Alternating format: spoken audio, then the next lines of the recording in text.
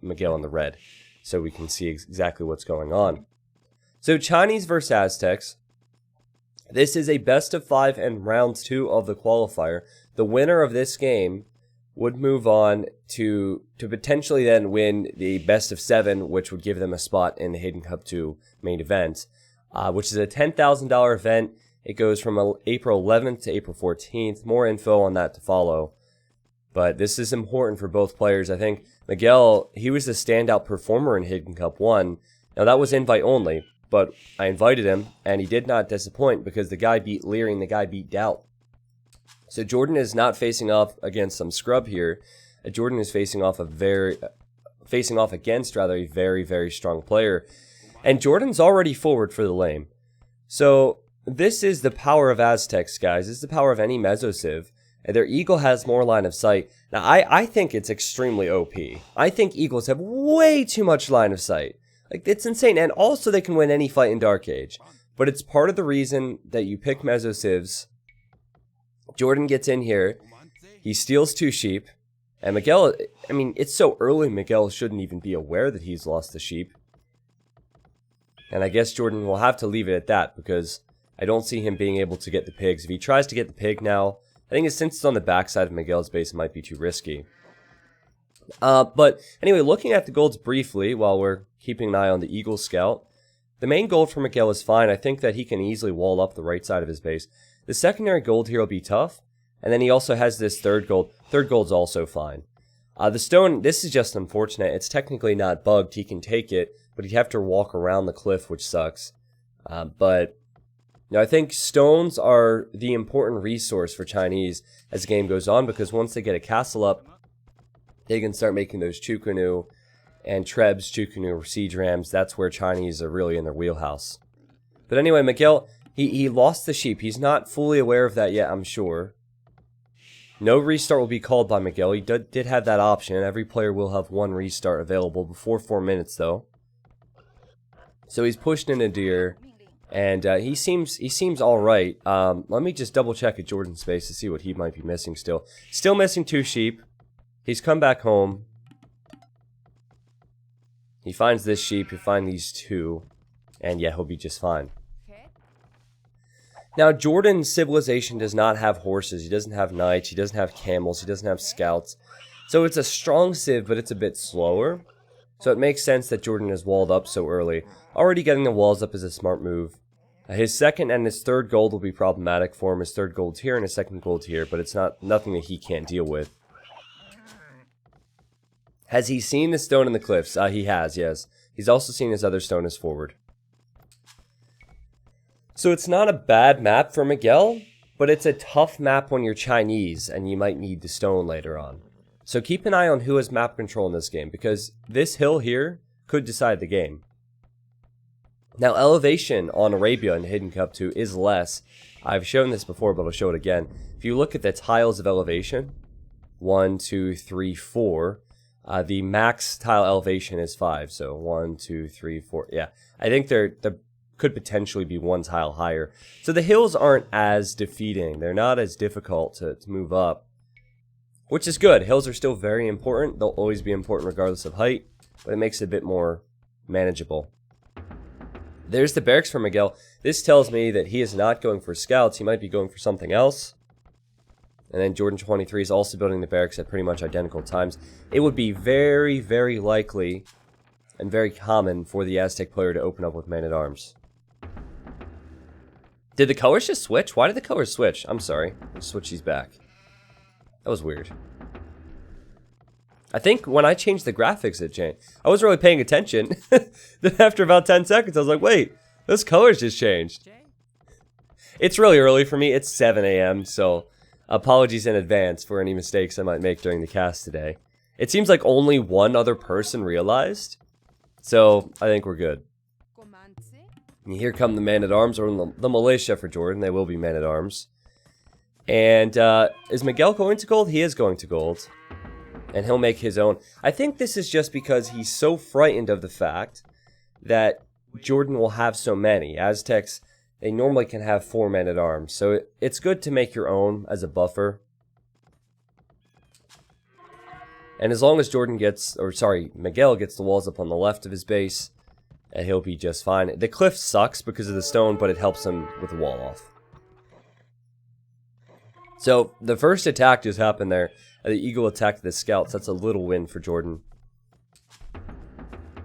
But Miguel scouts that the man-at-arms are coming forward. He knows that it is just 3. And he will have 4. Now, Jordan, he did not know about the barracks until now. So now Jordan needs to think, okay, what do I do here? I'll get man-at-arms first. Do I send another one forward? I'm interested to see the decision. He just researched double bid-axe. All this stuff is very, very important. So he's gone for the eco upgrade. Spent the resources on that. Does not have the resources to make another man-at-arms just yet.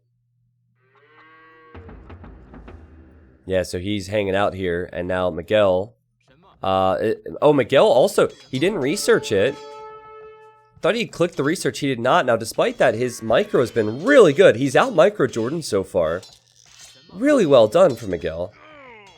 That was insanely well done. So Miguel did not research man-at-arms, but the guy doesn't need it.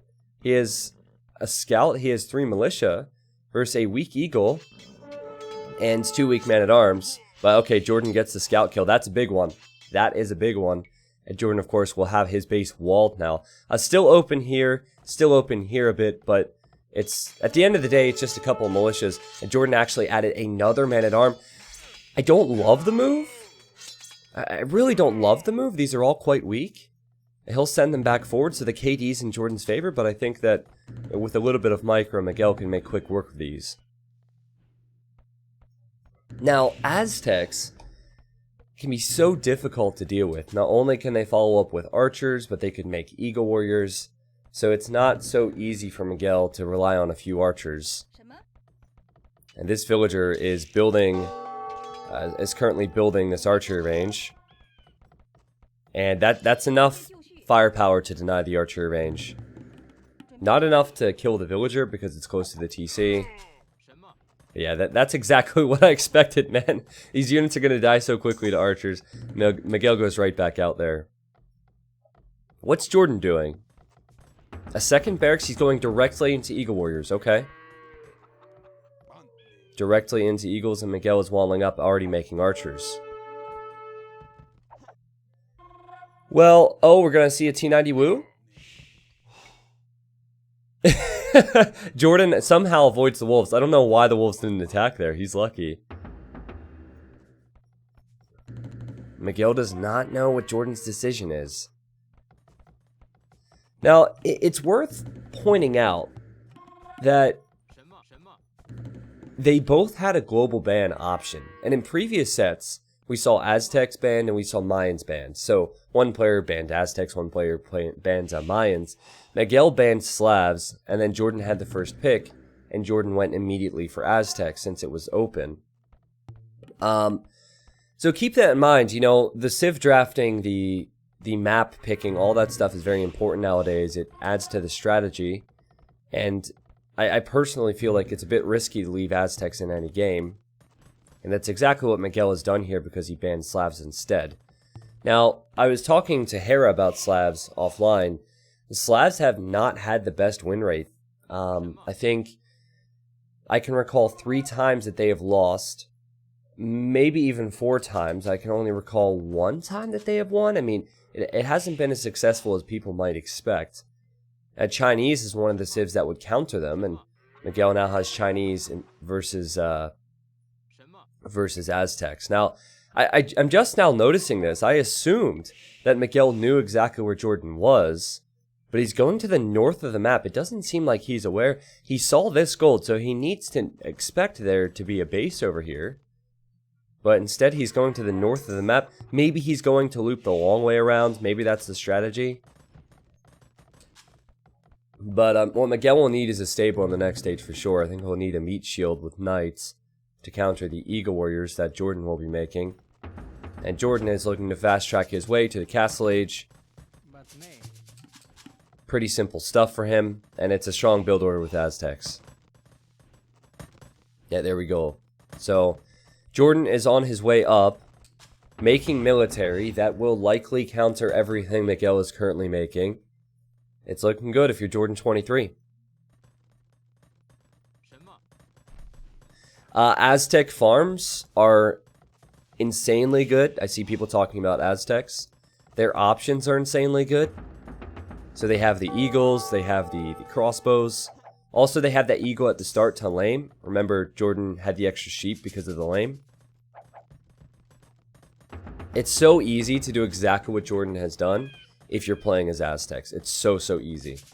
Like, look at the castle time difference. Chinese always have more villagers. So you would expect that with a few more villagers, you'd be able to collect more resources. Keeping in mind that Jordan also went for a completely different strategy, but still, or Miguel and Jordan went for different strats. And Jordan is playing this nice and safe, nice and compact, and now Miguel will follow him. Miguel will be 2 minutes behind to the castle age, but both players have walled their base. I think Miguel needs to come back inside here, and he realizes the same. Jordan is scouting this. He's saying, okay, buddy, where are your archers? I want to kill them. And this is intelligent, really intelligent move from Miguel. I mean, this is just smart thinking. You realize your opponent has eagles. Run back into your walls and plug the gap. Well done. Forward siege workshop from Jordan. I love it. Great recognition that Miguel is behind. Great recognition that, well, there's a hill here. And that his opponent is going for a lot of archers. Miguel will need a lot of upgrades, a lot of units to deal with this. This is only going to get worse and worse for him as the Eagle Warriors are sent forward. He will go for crossbowmen and a few knights. So with a bit of micro, Miguel could actually kill the Eagles and kill the Mangonel. But Jordan could always follow up with it Aztec monks, so he could make monastery on this hill. I like the aggression.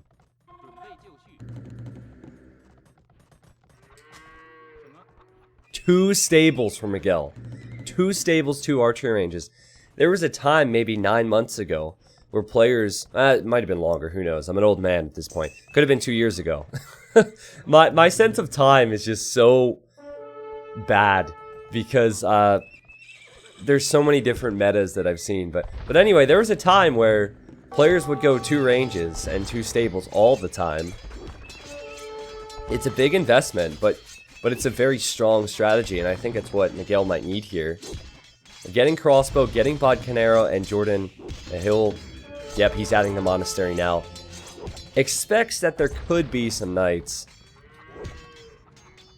Now, I'm going to stay on Jordan's point of view throughout this, because I think it's important that we know if he knows that there's knights. He does not see any stables, he does not see any knights. So this is just a game sense thing. Jordan23 realizing now that, yeah, my opponent's going to send some knights in. I need to have some monks for conversions. And here come the knights now before the monks can come out. The knights will kill that Mangonel for sure. Well played, Miguel. That was perfect timing on that. Now, he still hasn't gained his hill. There will be a monk and there will be another Mangonel soon. But with a few more knights, maybe Miguel considers running up. Again, if this was a normal Arabia map, this would be a 7-tile hill, and it would be so much more difficult for Miguel to go up it. It's still going to be tough, but it's more possible for him now. And Miguel says, isn't it multi-queue? Did Jordan not put multi-queue on? Like, what a time to ask that question as you're running up a hill next to a siege workshop. What a time to ask that question. The balls you have to be comfortable typing. Well, I'll tell you what. It better be multi-queue. It should be multi-queue. At least Miguel has realized. Doesn't seem like it is, though. You see how this range isn't producing. And Miguel, he has an eco lead. He has a 6-villager lead. It's not extreme. But just getting to the top of this hill was huge. But a Mangonel shot or 2 can change things so much here. And oh, the Mangonel comes out of the siege workshop. There's a conversion for Jordan. It's not going to save the Mangonel, though. The Mangonel goes down. And because of that, I think this fight is slightly better for Jordan23. Oh, it's so close, though. Miguel still needs to micro his heart out. This Mangonel will not be killed. A knight that used to be his is against him. He's microing the crossbows so freaking well. Miguel is insane. Yeah, he needs more knights out here. He definitely needs more knights. Okay, let's check the economy for Jordan23. We haven't looked over here. He's just now adding his 3rd TC, so he's on 2. And it is also going to be 3 for Miguel, so very, very even there. All of the eagles that Jordan had that were weak are now being healed up. And Jordan has 3 monks now, which could mean 3 conversions, which means Miguel needs to kill them. Miguel comes in! He kills 1! And he will not kill 2. He's close, though. It's a big deal. Also, get close to killing an eagle. He could lose his ranges soon. So if Miguel loses archers, it's bad news bears. Like, he has to be perfect. He has to be perfect. At any moment, Jordan could run in if he wanted to. It's even a gamble to run forward here, I think. Because if Jordan senses that Miguel's running forward, he might try and run into Miguel's base. Miguel does have a lot of knights there, though. Yeah, look at Jordan looking for that. He's like, okay, where did those crossbows go? I don't see them anymore. What do I do about this? Even sending an Eagle Warrior in to scout. This is high-level stuff. And then the micro from Miguel. Impeccable yet again to avoid the Mangonel. This is all important stuff. The scouting that Jordan's doing.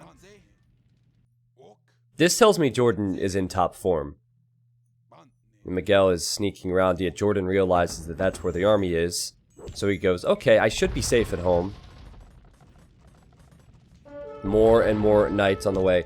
So what it will come down to is, can Miguel kill the monks? If he can kill the monks and keep his crossbows alive, he wins this fight easily. But if Jordan is able to get 3 or 4 conversions, and keep his Mangonels alive, and get some shots in on the crossbows, then it's Jordan's fight. Another thing to consider is that the composition that Jordan has chose is a composition he'll probably stick with throughout the game, so he doesn't have an awkward transition. And he also, currently Miguel can't take that stone, which is a huge deal. Miguel would have the transition from here. He would have to choose either knights, or he'd have to choose archers. He could, he's Chinese, so he could be able to, he has the text to do both, but I think what Miguel needs is he needs a big fight back, a big pushback sooner rather than later to get this hill, because Jordan has 32 military. He has the monks in the mix. It is 33 military for Miguel, though. Pretty crazy game here, isn't it? A defensive siege workshop for Miguel. There's so much to focus on here, guys. 4 Mangonels for Jordan. 4 Mangonels. This is just crazy. More siege, more bunks will come out, I'm sure. This fight decides this game. If Jordan takes a big fight here, he wins. But if he gets cleaned up, he could be in big, big trouble. And the fight is coming. It has to come for Miguel. He has to decide sooner rather than later. He decides now, right as his Mangonel is about to come out. There are 4 monks for Jordan. I think he'll get 3 conversions because the one monk doesn't seem to be doing much. It will be healing. The crossbows are on patrol behind. The knights goes in on the Mangonels. 1 dies, 2 dies. And that one does not die and it lands a shot. Really tough for me to judge right now, guys. Very tough for me to judge. There's still a lot of Eagle Warriors for Jordan. The monks run to the top of the hill. A Mangonel comes out. I can't help but feel like the Mangonel was too late. Like, maybe he should have delayed his engagement. Miguel, maybe he should have waited for his own Mangonel, because still it's 27 military for Jordan. It is only 8 for Miguel. And there's more monks for conversions. There's more momentum coming for Jordan. That was a good fight for Jordan23. Despite the KD being very, very close, that was a good fight for him. And now Miguel, he can't make more archers. He doesn't have that option. He's lost his archer ranges. Keep in mind, he does have more eco, but he's really under pressure now. I think the Vil count's deceiving. He has more idols. The Vil count seems very deceiving. Okay, so it's trouble for Miguel. Normally you'd go for a defensive castle here, try and go imp. He hasn't taken his stone. He did see it, barely. And he can't take this stone. And then the game is paused. Now, I wonder... No messages, sweet. Now, Jordan's not too close to the Imperial Age. They both invested a lot into that. Jordan got all attack upgrades. He created probably about 10 monks at this point. 5, 6, 7, 8 Mangonels. I'm not sure. But Jordan should imp faster because he's not making knights. Knights are more costly on food. Plus, he has the Aztec farm bonus. But, you know, he's even making pikemen now. So, he'll just further control this hill. Which is probably a good decision because Miguel has to push back. The only way Miguel has a chance is if he takes this hill back and gains some momentum before the Imperial Age. Yes. Don't point that thing at me. Dude, okay, so Miguel's upset about multi-queue. Jordan is saying that he thought I had it set, which that wouldn't be for me to set. That's default in the game. I mean, to be completely honest, I get Miguel's thought, but if you realize there was no multi-queue very early, they could have paused and gone back, right? Like, now he seems frustrated, but he's also lost a fight, and he's in a poor position. And Jordan also points out that he was creating from one barrack, so it wasn't like it was an intentional move. But the knights come out for Miguel. It's a good start to the engagement. Unfortunately for him, he missed the conversion there, and the GG's called Miguel. Yeah, he can't fight this back. I mean, once the pikes come in for Jordan, Jordan has a secure economy. He has the hill. It came down to that one single fight. I think that not banning Aztecs is the biggest mistake here. Like, I was surprised to see that Miguel banned Slavs. I think you gotta ban Aztecs and give your opponent Slavs if they want it, man. Aztecs, all Mesocivs, insanely strong. There's a reason that Jordan23 banned Mayans. Jordan23 had the first pick here. He got Aztecs. He got the victory. But we have more games upcoming. The next game is going to be Miguel's home map. Let me look at the achievements briefly with you, though. 61 kills for Miguel. But it was down to the situation in the game. It was down to the position for Jordan. I mean, the eco, there weren't any huge differences there besides the gold, but that makes sense because Jordan is making eagles. The food makes sense because Miguel's making knights. We'll go into game 2, guys. The home map for Miguel is Hideout. So Miguel took host. Miguel took host. So he's going to make sure multi-queue is on. Perfect.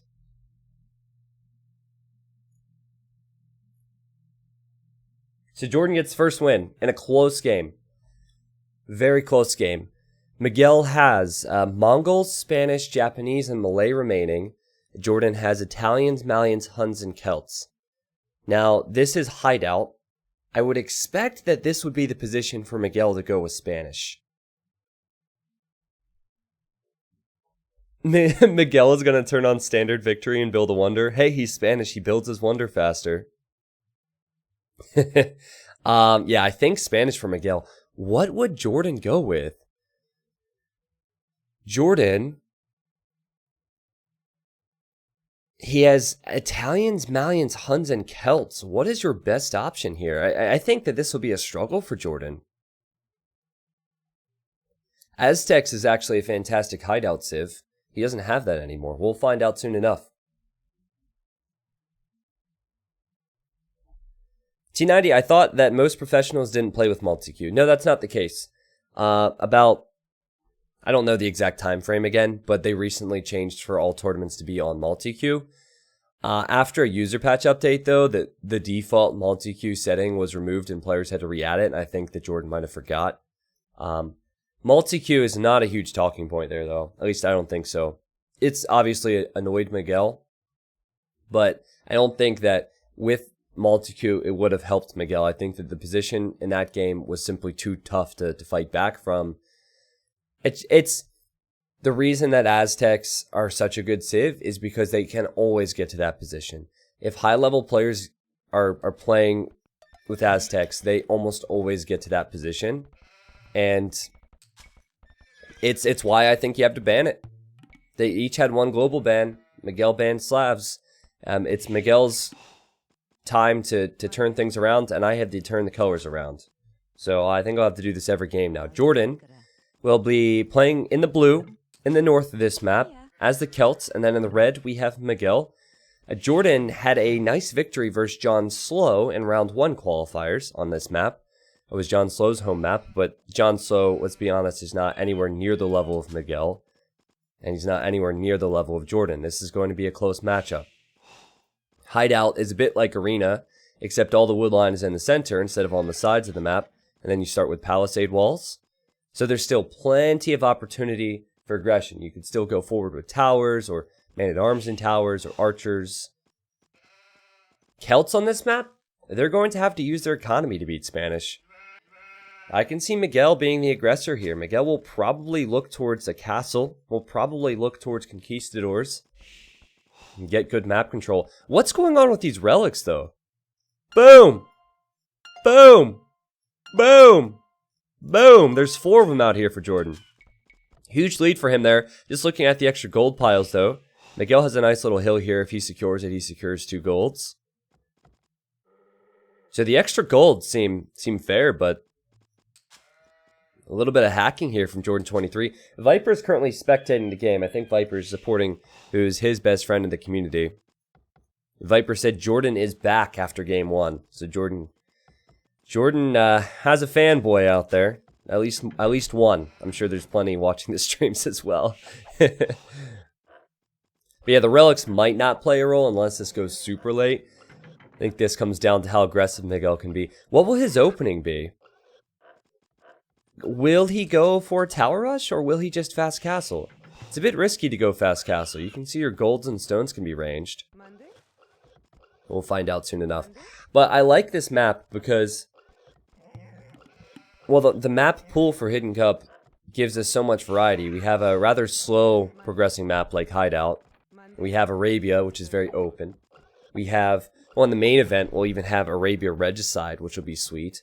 You have Rooster, which is a water map. You have Cup and Bay, which are the hybrid maps. Not Mediterranean, sorry. You have Mongolia. You have Acropolis. There's lots of options.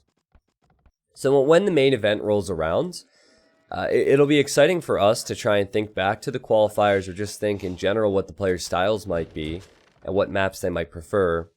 So as we're casting and trying to guess, it will, I don't know, add to the flavor of the event. So it certainly did in the first event. The first event didn't have as much variety with the civilizations. It didn't have as much variety with the maps. So Jordan ran forward. He lost a little bit of HP on his scout there. Just scouting the base for Miguel. I just saw the stone though. He didn't see anything else and then he ran away. Miguel is staying at home and he'll push in his deer instead.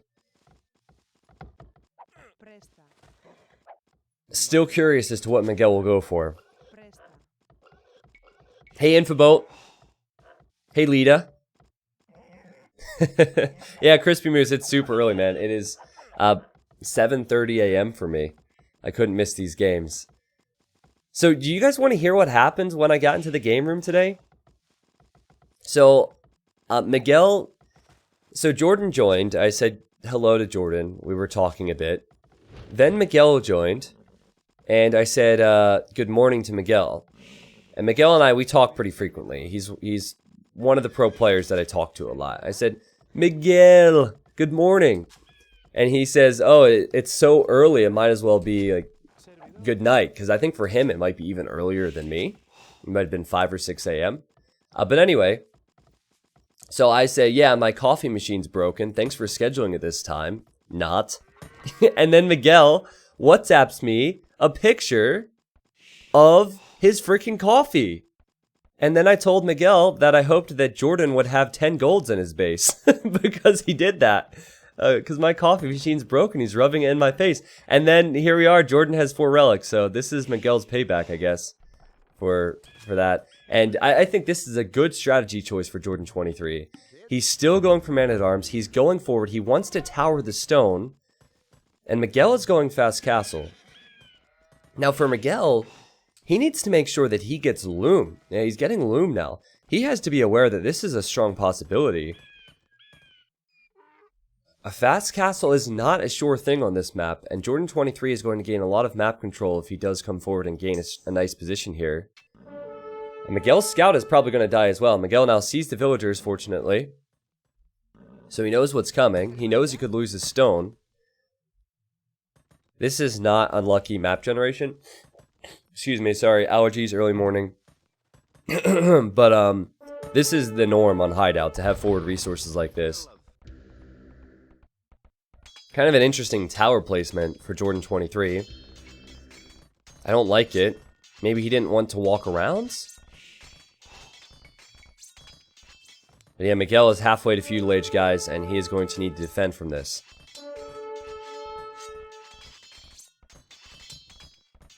I don't like the tower. Does it range all the stone? Miguel can just reposition to the other side. Yeah, I don't like the tower, and now Miguel can just wall behind.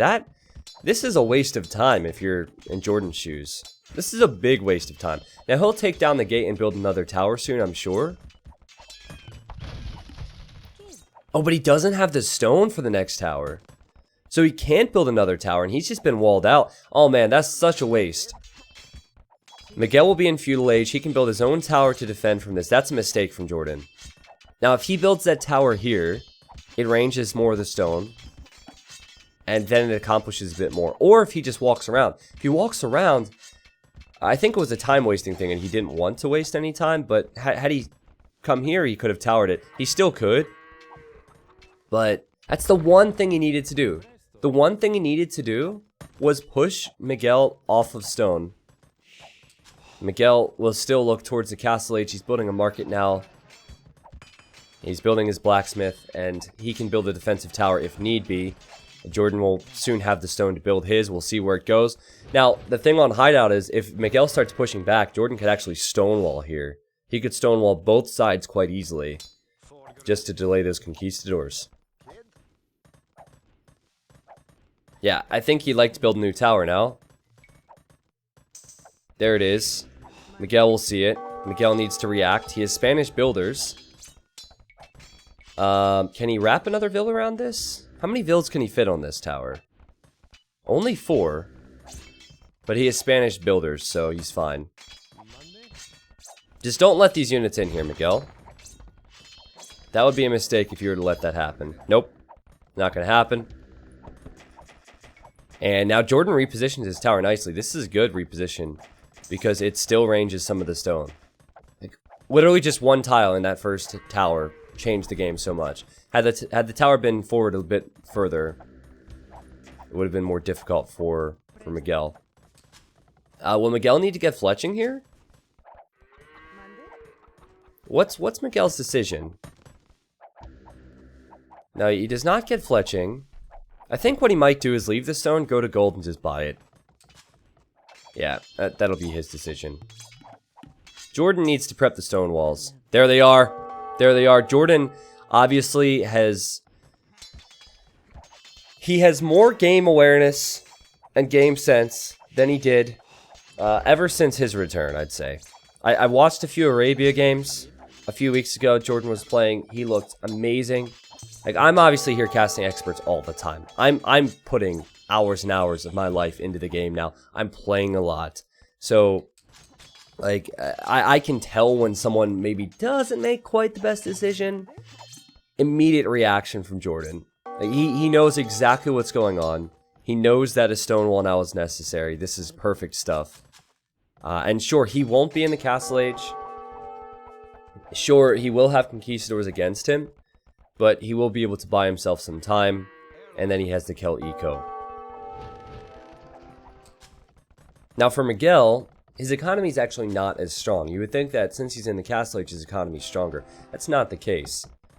He doesn't have near as many farms. He didn't research horse color before a lot of those farms, so they'll expire soon. But what he's gained is a castle. He's gained that offensive option. And conquistadors will be coming forward, and he could make petards as well. In fact, Jordan, even making a tower here. Now, this is interesting. Jordan is aware of the threat, and he's building a tower. And is he scouting the other side? Yeah, he's scouting the other side. He needs to make a decision quick on where he walls over here, though. This would be a great wall, but he's run out here a bit late. Might need to settle for a wall here instead. Yes, Dragonstar.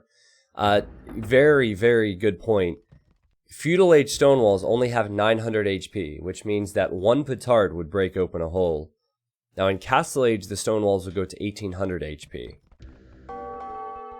So if Jordan expects that, he should either build double layer stone walls or maybe a tower closer to the wall.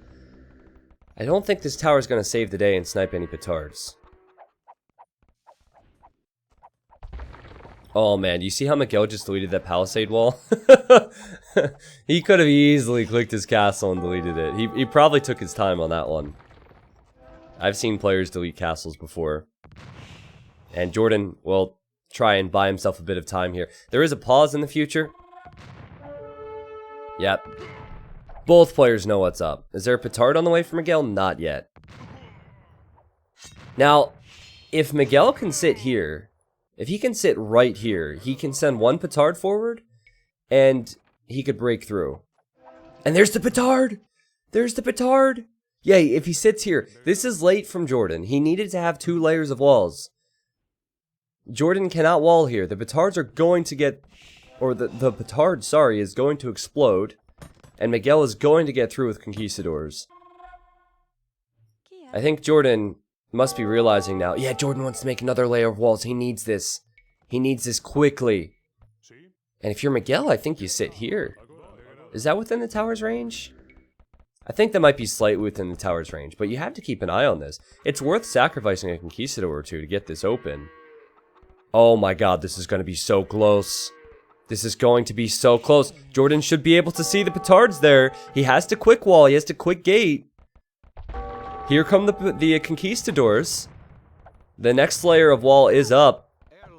Jordan loses just one villager, and the gate has 344 HP. Just enough to keep Miguel out for now.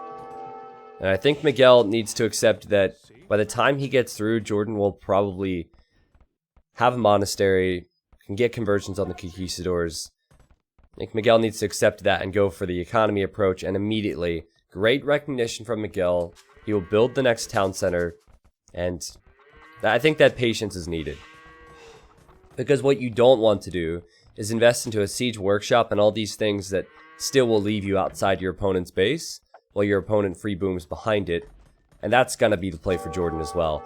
That should be the play for Jordan. We'll see what his eco's like. But we will likely see a second town center for him. Down here, Jordan was building a market. This is interesting. And the villager got picked off. So the Conquistadors could actually loop around, and there they go. Wow. I wasn't even thinking about that because of how hectic it was on the other side. You know, this stone wall only has 240 HP. And then the market has 300 HP. So if the Conquistadors arrive, they're getting through. And now Jordan will make another layer of stone walls, which is stone that he might need for his town centers, guys. So Miguel takes the lead with the economy numbers. He will soon add his third TC. This is perfect economic play from Miguel. Keep in mind that he is against Celts. And Celts have the better eco because they chop wood faster throughout the game. But we'll see a third TC now for Miguel. Strong stuff. He will get through. I mean, Jordan has had the time. There's no way that he should allow Miguel to have any chance at getting in here. Oh, man. See, this is why I said that Jordan probably should have walled here earlier. Look at all the gates. These are some weak gates, guys. Oh, Jordan is scrambling. He is scrambling. He'll get the gates up. Like, he gets the foundations up. But Miguel just needs to click this gate. See, it's at 84 HP. And start shooting it. He kills a villager. Now you need to choose this gate, Miguel. This has less HP. It doesn't matter. He'll just melt through this one. And oh my god, Jordan, this is a disaster for Jordan. This is an absolute disaster for him. He had the time. He wanted the relics. That's why he went for the forward wall. But look at this again. Look at the villagers that are going to die here. More villagers going down. And the Conquistadors, there's enough of them, they could bust right through this gate as well. So now he's going for a siege workshop, which is not ideal versus Conquistadors. Normally it'd be a monastery or two for conversions. And Miguel's eco lead will only grow. When I saw the Spanish pick and I saw the hideout home map pick. I knew that Miguel would go Spanish here. Jordan seemed to expect it as well. He went forward. The tower was not good. The defense from Miguel was stellar, and Miguel will be through before you know it, guys. I don't think that a Mangonel and a Monk is going to be enough. Jordan needs some type of quick wall. And it's a university wall, just like the market wall earlier that failed. Let's see if Miguel realizes there's a Mangonel there. One shot. Okay. 7 range on the Mangonel. It is just 6 range for the Conquistadors. Miguel will do his best to dance here and micro, stop the villager from walling, and kill the Mangonel when it gets close. But maybe it's really hard for me to know what to do here because you don't want to give your opponent a conversion. Oh, you see the micro. Miguel realized that the monk was converting one of this group, so he left that group running this way. Almost baited the monk out into his conks, and he's doing it again! Miguel's micro. I mean, despite losing game 1, Miguel's micro was insane, wasn't it? The monks and the Mangonels outrange him. It's 7 range for the Mangos, it is 6 range for the conks, and it is 9 range for the monks. 68 villagers versus 60 villagers. So the eco is getting closer. Jordan is coming back. I really wonder what the play will be for Miguel long term as he kills the monk and kills the villager. Nope, the villager dodges the bullets. Matrix style. But seriously, what's the composition going to be long term? I'm not so sure. If Celts get to Onager and Halberdier, there's not a lot that Spanish can do. So, it is important for Miguel, that he continues to push here. And also, this is a lot to ask of a guy who is doing so much at the moment. Taking the relics out here would give him a lead. It would be 3-2 with the relic count. The university has 800 HP left on it. And Miguel could easily get in. And if he gets in, there's nothing else for Jordan. Okay, I don't know how that monk didn't die. Jordan gets his first conversion. The university is on fire. It needs more repairs. Miguel is on the way to the Imperial Age. Miguel hears the monk converting, and he runs back again. This is good play from him. He's been so annoying to Jordan. He's killed villagers. He'll kill another one. Boom! Jordan just can't keep up with everything. You're trying to boom. You're trying to do your economy while you're doing this. Miguel is just playing faster at the moment. But what does Imp give you? What does Imp give you if you're Miguel? Does he pressure on this side? He will go for rams. And a castle, so he'll switch sides. Yeah, losing a conk to a conversion. I mean, at this point, this has all been very good for Miguel, so I don't think he could be too disappointed with that. He's played well considering the circumstances. Very close game, though, guys. Very close game. Jordan just needs to get his eco right. See how much wood he's floating. He hasn't had the time to focus on his eco and add the farms like he would need to. Even housed badly. Can Jordan see this? Jordan can see the castle going up. I think Jordan is going to struggle keeping track of all these units that are about to come into his base. Miguel will have 2 castles to produce conquistadors. He will have capped ram. He definitely will get through. We'll see. I think that Jordan needs a defensive castle here. He needs to re-wall this area with something other than university. Okay, the defensive castle's there, close enough. So with that castle, he'll protect himself a bit. And then he needs barracks, and he needs siege workshops, and he's getting fortified walls. So he realizes he needs time. He knows Miguel is going to push here. Here come the rams. And he's going Fat Slob style, guys. Fat Slob style, fortified wall. And here comes Miguel, and he's even looping around with his conquistadors. Still should keep an eye on these relics. I think that might come back to haunt Miguel if he doesn't get them. But Jordan is just now researching pikemen. This is not going to be easy for Jordan still. Can he hold? Can he wall more? Yep, more walls. Can he play defensive enough? His walls are going to go down in time. And Miguel, trebuchets and conks. I don't think that trebuchets and conks can last the entirety of the Imperial Age for him. I think that he needs to do damage nice and early. Celts are just so much better versus Spanish as the game goes on. Wow, that's a lot of scorpions for Jordan. Wasn't expecting that. Jeez. Is this intentional? It must be intentional. Scorpions. Is he thinking heavy scorpion?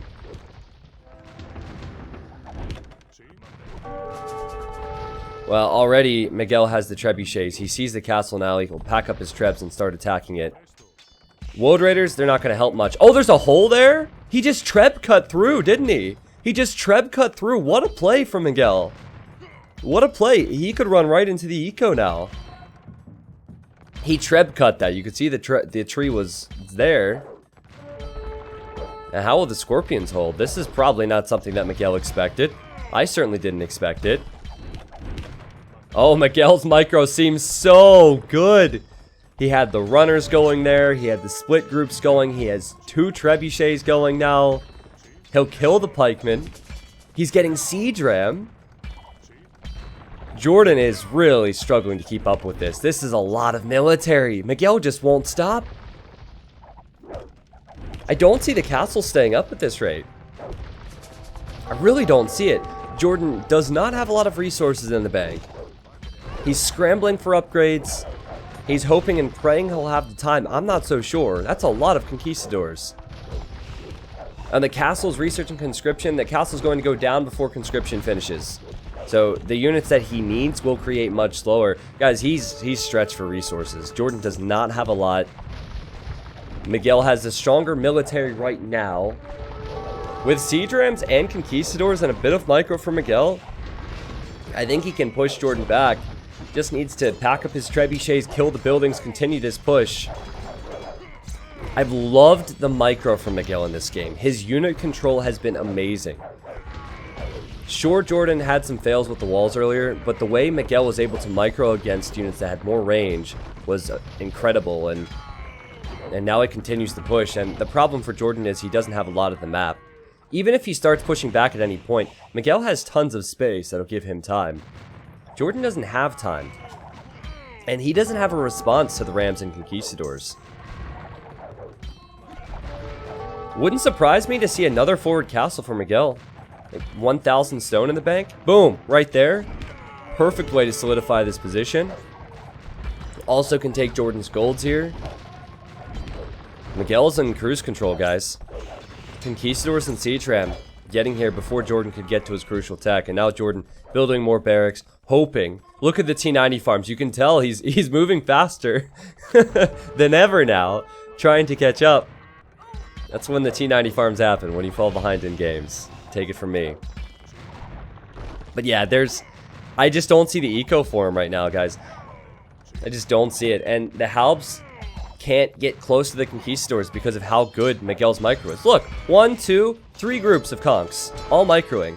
Microing down Scorpions here, microing down Halbs here. Taking more and more of the map, and now another castle for Miguel. Now, how does Jordan push this back? 3 forward castles? Elite Conquistador now. Miguel will get the gold. He's building more siege workshops for more rams, more conks. Oh, man. Jordan does have 2 relics, and he could get this 3rd relic in the corner. Okay, this will be his 3rd relic. This will be his 4th. I mean, there is a small possibility that he could hold this. And then, if the game goes on for a very long period of time, he would have more resources. But look at the gold Miguel still has here. He has thousands of gold still available. Relics don't really mean too much right now. There's even a gold here that Jordan can't collect anymore. I would really like to see Bombard Tower for Miguel. I think that's one thing that Spanish should take advantage of.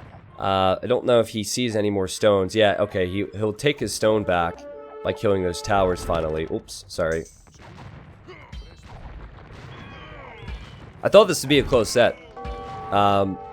In fact, all the round 2 qualifiers are so close. For those that missed it, make sure you see Twig and Lan, because that was an amazing best of 5 yesterday. That will be on YouTube, so YouTubers probably already have the option to see that. If Conk's inside Jordan's eco, Jordan doesn't seem to notice this yet. His villagers are getting sniped. And now Rams for Jordan23. And that's what Celts need. They need Halb and Siege Ram. Capped Ram doesn't quite cut it versus the Conks. I think Miguel needs to light cav, probably. I see him making light cav over here. He needs something, maybe his own Rams. You need to make your own Rams, it's fine. Is Jordan just going to leave this open? He's trying to reboom over here. He's getting his 4th relic. I guess he'll just leave that open. Like, the KD is just awful for Jordan. It's a disaster, but economically speaking, he does have 128 villagers versus 123, and he'll have full relics. So, I mean, the possibilities are there, but if Jordan's going to win this game, this will have to be a very long one. Miguel, you have to keep it up, man. You have to get to your stone. I think you need to build bombard towers. Consider even going champion here, honestly. Champion Conquistador and Rams could work really well. More than anything right now, he just needs more siege Rams.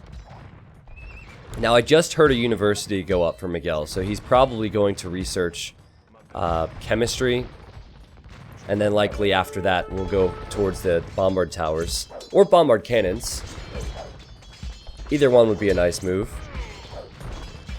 But the power of siege Rams, tanking so many shots, allowing the Conquistadors these free hits, and oh my god, look at this, the scouts, they get in, but they get in after Jordan has re-walled this.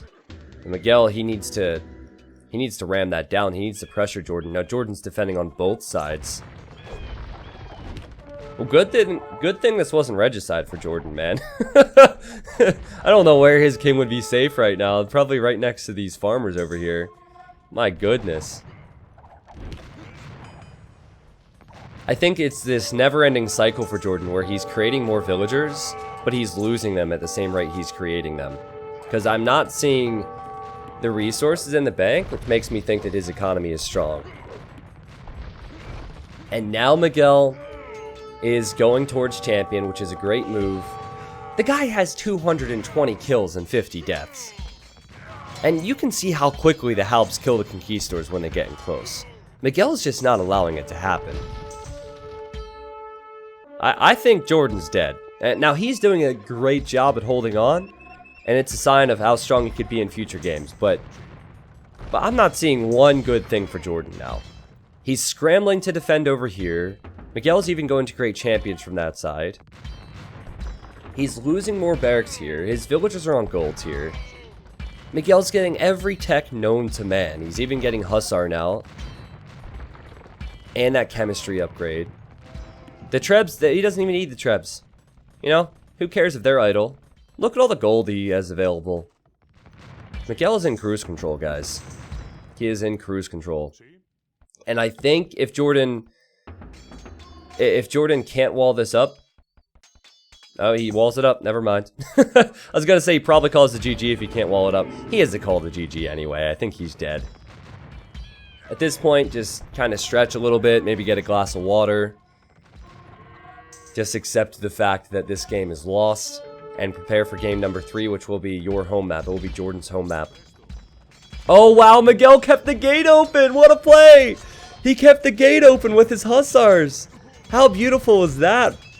That was so well done. Jordan was trying to flee to his new base, and the Hussars came in right behind and said, "Oh, thank you for holding the door open. Appreciate it." Oh, man. And Jordan calls the GG, and of course his relics would have been taken. And what a game from Miguel, man. It has to be said Jordan's first tower was a bit suspect, but Miguel's micro was so good.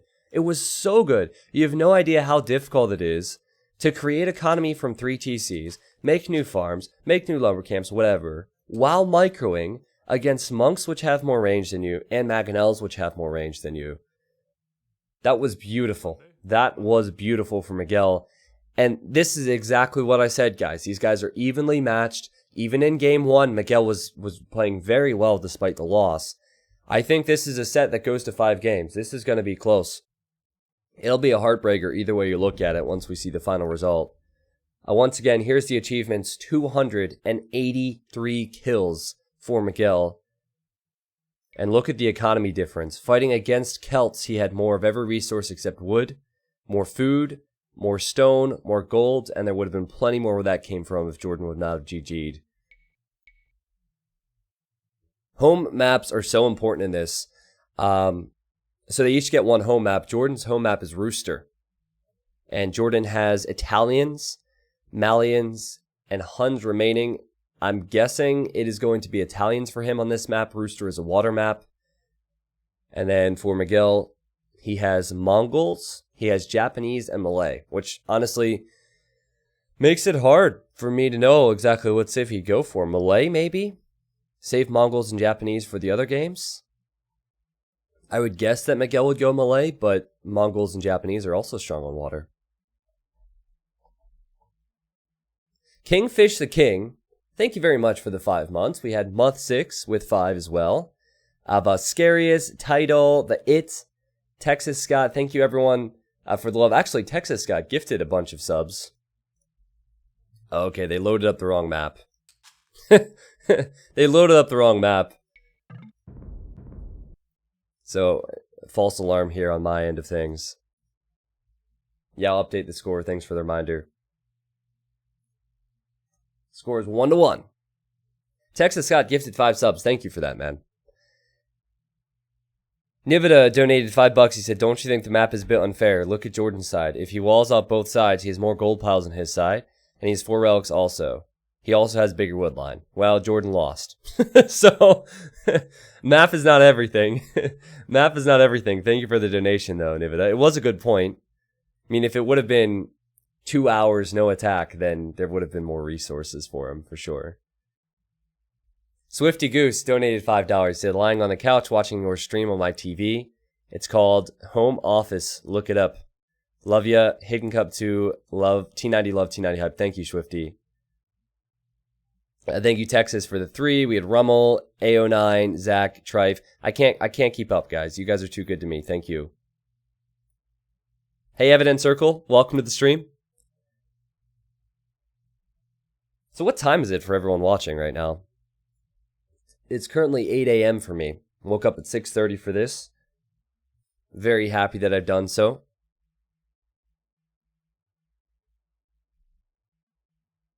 Okay, so a lot of you have not felt the pain of having to wake up at 6 a.m. this morning. You probably did. You guys, let's be honest, you guys are probably at work or school and you're just procrastinating a bit. There we go. We got someone where it's 5 a.m., 7 a.m. There you go.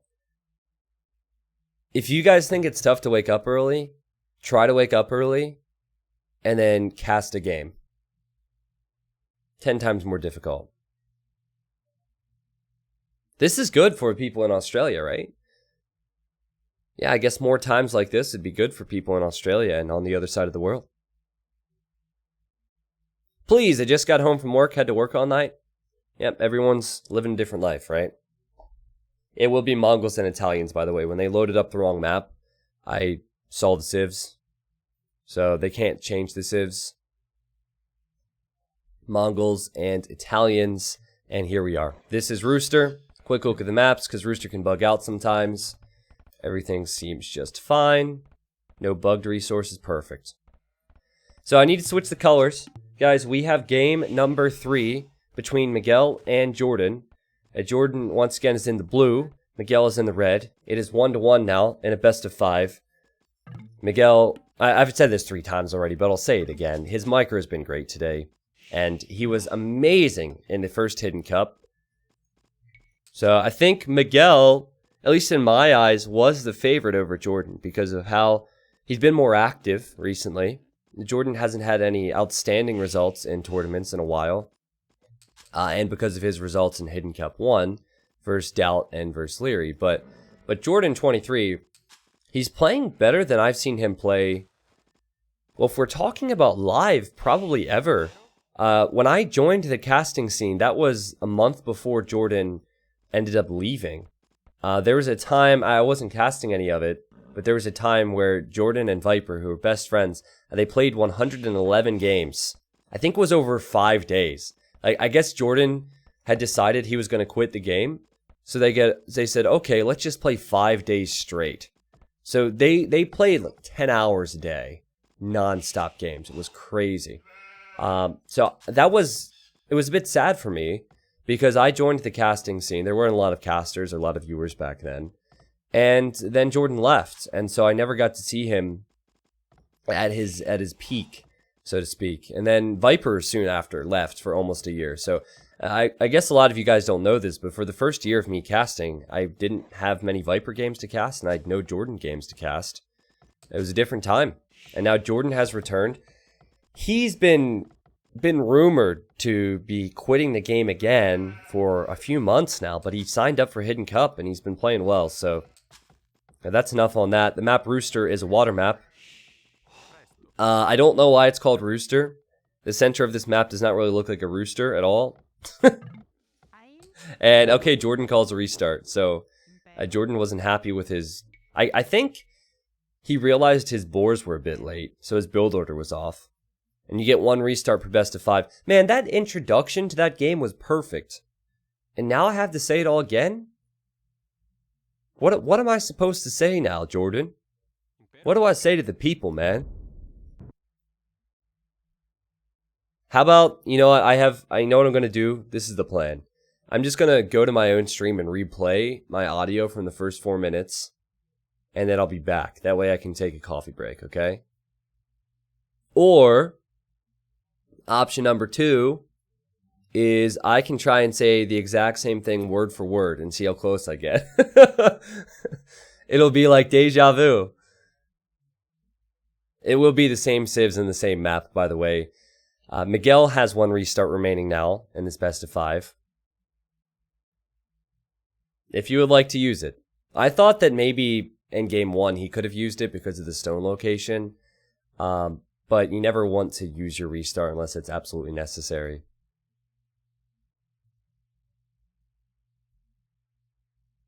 Hey, Slap a Monkey. Option 3. Well, what is option 3, drum set, man? Do you want me to drum? Do you want me to hit a few cymbals while I'm casting? Pull out the Mike Portnoy tactics? Get out the Hello Kitty drum set? 99% of my audience has no clue who Mike Portnoy is. And they probably never saw the video where Mike Portnoy, who's a popular drummer, by the way, played drums on a Hello Kitty drum set, which is pretty funny. But anyway, drum set, man, he just said option 3 and there was no option, so I had to think of something.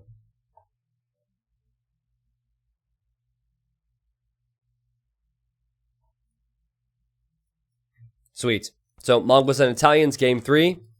I'm not repeating. I wouldn't be able to stop myself from laughing if I repeated the exact same things I said in the previous game. Instead, what I can tell you guys is that this map is called Rooster, and someone in the YouTube comments on one of the Rooster games said the middle water does not look like Rooster. It looks like Sandy from SpongeBob. I can't unsee it now. Every time I look at this map, I can't unsee it. Now, the previous map generation didn't look like Sandy, but this one looks like Sandy. That's amazing. You won't be able to unsee that ever, okay? So, SpongeBob fans, this is your new favorite map. That's hilarious. That's hilarious. Something's going on with her ear here, but... What in tarnation? Yeah. Well, anyway, the map Rooster is heavy water focus. I need to switch the colors again. I didn't even do that yet. Jordan is in the blue. He is playing as the Italians, which is one of the best water civs in the game. Italians have 15% cheaper feudal age or castle age time, or imperial age cost, sorry, not time. They also have 50% off all of their dock techs. And there's another bonus here that helps them. It is, oh yeah, their fishing ships are 15% less. So 3 bonuses directly towards water for them. And then Miguel is Mongols. So the priority for Miguel is that he hunts very quickly. because his advantage is getting to feudal age faster with the faster hunt. And just looking at Miguel's base, okay, he scouted his pig. Oh, I thought that weak vill was going to be attacked. He can't easily push in his deer, instead he's going for the scouting. Like, this game is so important for either player. If you win this game, the pressure's off. If you lose this game, the pressure's on for 2 straight games. No restart. No restart for Miguel. And he will be on his way to get this pig now. I think this is a bit late. I was questioning the restart because Miguel's only bonus is a faster feudal time. So if he has a weak dark age, it could hurt him. He's sending a scout forward to Jordan's base very early. Mongol scouting bonus. He could lame this pig, actually. Not that he would want to steal it. That'd be too difficult. But he could stop Jordan from taking it. Miguel sees it. Now, you don't want to steal it because you have to run all the way back across. But you can wait for Jordan's villager. Shh. Shh. There she goes. And Miguel swoops in. This villager is not going to make it back with the boar. At least it shouldn't. If this was MVL, you know the villager would die. Can Miguel kill it? No, actually. He cannot. Oh, but the boar. Oh, the save. My God. My heart, man. The save from Jordan. Did you see that? That villager came out and said, nope, not today. It was like Spider-Man, you know? Shoots that web from her arm and snags the boar. That still delays him, though, right? It still delays him. The pig was delayed by 15 to 20 seconds. Really well played from Jordan. Has to be said, well played from both, because Miguel didn't take any losses on his scout either. So he knew to bail there last second. Miguel will click up now. He'll be in feudal age before 9 minutes. And Jordan, well, we're still not sure yet. Jordan has docked. Will be 3 fishing ships. It will be just 2 fishing ships for Miguel. Miguel's also stealing some sheep. Oh, and the scouts are fighting here. There's a forward villager for Miguel. And I don't think Miguel wants Jordan to know about this. Did Jordan notice that? I don't think Jordan noticed that. I think Jordan would like to wall this up. And look at her go. She's going to sneak around. Oh, wow. This is much different than I expected. No, run away, Miguel. You can't show this to Jordan. What? Are you kidding me? She's hidden. It's the hidden cup qualifiers. And we have the hidden woman. Now, Miguel will hit feudal age faster, which means he gets the extra speed and attack on his scout, and he could fight Jordan. He has a moment where he can fight Jordan. I think Jordan's looking for this. Maybe he did see her. Oh, there she is! He found her! He must have seen something, because there's no way that he would have gone so aggressive this direction with his scouting unless he expected it. So he knows something is up, but what exactly is that something? Is that going to be a tower? Is that going to be an archery range? Jordan does not see what's going on here. Jordan is still committed to water on 2 docks. And Miguel's running all around with the scout. Jordan has a very weak scout, and he still can't. He's not comfortable running out here, guys. He doesn't know exactly what's going on. I don't know. I still feel like Jordan is absolutely fine. He has the cheaper dock techs. He now sees this tower is going up. Jordan should have an edge on water. Miguel hasn't even scouted where the docks are for Jordan. And Miguel is now looking to scout for that, I think. Oh! He'll kill Jordan's scout. That's a dead scout. But it is 4 fishing ships versus 2, so as long as Jordan is able to secure himself on water, then I think he'll be okay. It's 1 dock versus 2 there, so Jordan should make more fires than he does, right? So Jordan is fine. He's built a nice defensive tower. He has more on water. He even has 1 more villager. I think Jordan23 is absolutely fine. And for Miguel, it's a bit weird to me how you send 1 villager forward, and commit to stone like you're going to build a lot of towers, you have to expect you're going to be spotted there. I think that you send one villager forward in tower, but then you have 2 docks and you prepare to fight on water as well. And then you play in hopes that, as these repairs are coming in clutch, you play in hopes that you distract your opponent enough on land where they won't have the edge on water. That's not what Miguel has done here, and Miguel's going to be overrun on water. Or not overrun, oversailed. Over something. Because he's losing his fire galley here. He'll lose this fire galley. This villager even is going to die. Well, maybe not. She might survive. Miguel still does have a scout here. It'll make life interesting for Jordan. Yeah, she's making a run for it. She is a damsel in distress, and the scout is here to save her. But now there's no scout. And she's on the move. But Jordan should be fine. He has 4 fishing ships versus 1. He has 2 more villagers. He has his berries now. He has his wood now. He could just wall here if he was scared of the vill. Jordan has 1 water now. So again, he is fine. And Miguel's trying to get back on water, and I don't see that happening for him. So it's tough for Miguel, and now she's been found, and she's going to go down. Yeah, Jordan has a very commanding lead. Very commanding lead. He has a villager lead, he has a water lead, he has a fishing ship lead. Jordan is ahead in every single category now. I thought that Miguel would sneak a vill and build an archer range. I get it if it's a tower, but I don't think his follow-up was good.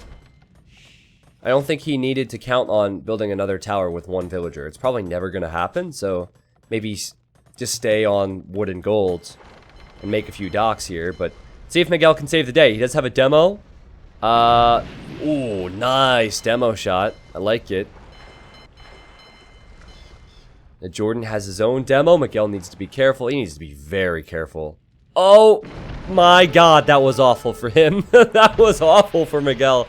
And Jordan, he bounces back with his own demo. What a hit. 3 docks for Miguel.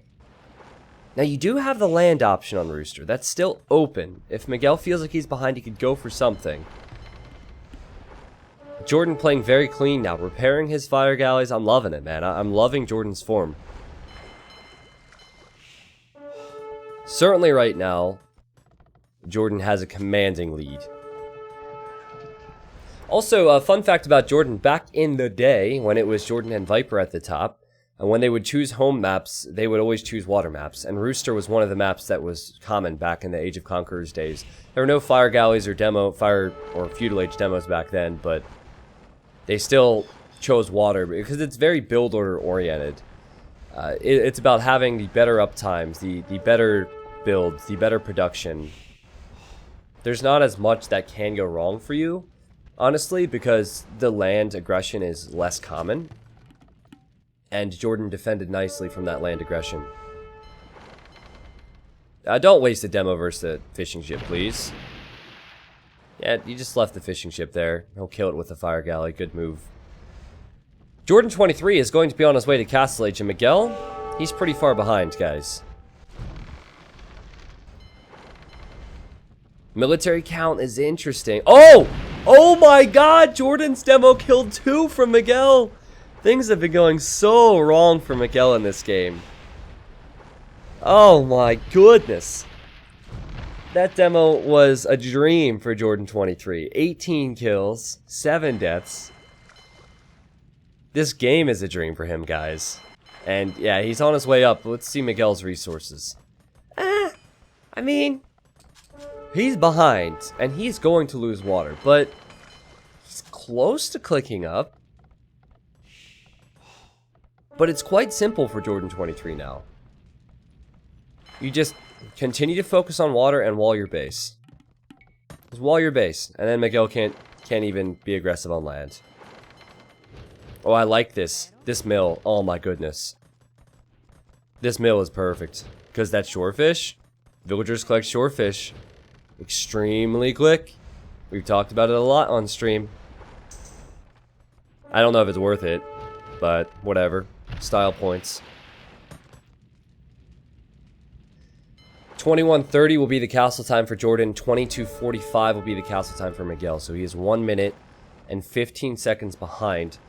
I believe it takes about 30 to 40 seconds to get the upgrades on these ships. So that means Jordan will have full upgrades on top of the numbers he has when he reaches castle age.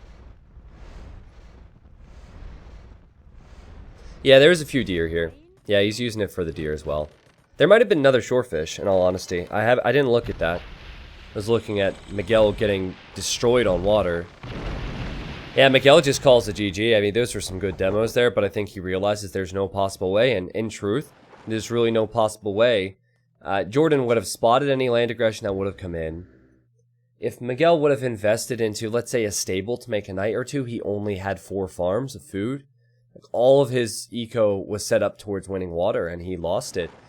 Miguel tried to switch it up. He went for the tower. Jordan spotted it. Jordan denied it, and Jordan convincingly won water. Jordan23 is now up 2 games to 1 in this best of 5 qualifier. Here's the kill, or the kill-death ratio, rather. 22 kills for Jordan. Almost 23. You can't get one more kill, Jordan. Come on, step it up. Jordan23 gets 23 kills. It would say Jordan23-23. It'd be perfect. Any 23s here? Nope, just a bunch of 3s. More eco for Jordan. It was a pretty quick game. Exactly what Jordan wanted. And Miguel is on the brink of elimination in the qualifier, guys. He needs to step it up. The next map will be Cup. And I love it. This map is awesome. So, Miguel, he has Japanese and Malay remaining. And Jordan has Malians and he has Huns remaining. I think that Jordan, we could go with either civ here, but I think that Malians is probably one of the best civilizations for Cup. So I would like to see him choose Malians here. For Miguel, I'd like to see Malay. Malay is a sick civ for this map for a lot of different reasons.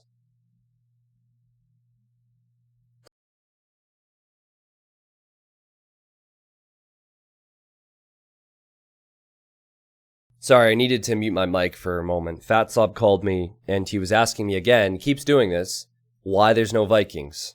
I told him, listen, there's no Black Forest in this tournament. Stop asking me. He's getting really annoying now. Come on, Fatsob, jeez. Thantenos, Dairy Pig, I'm just going to call you O. Thank you, guys. It donated $1 and said next game Force Nothing. And I'm sorry, we will not be doing Force Nothing next. We will potentially be doing Force Nothing later on today because I have community games coming up later on. The plan is to finish this best of 5, go offline, do a rerun of this best of 5 for those that missed it. And then we are going to do community games later. Excuse me, sorry.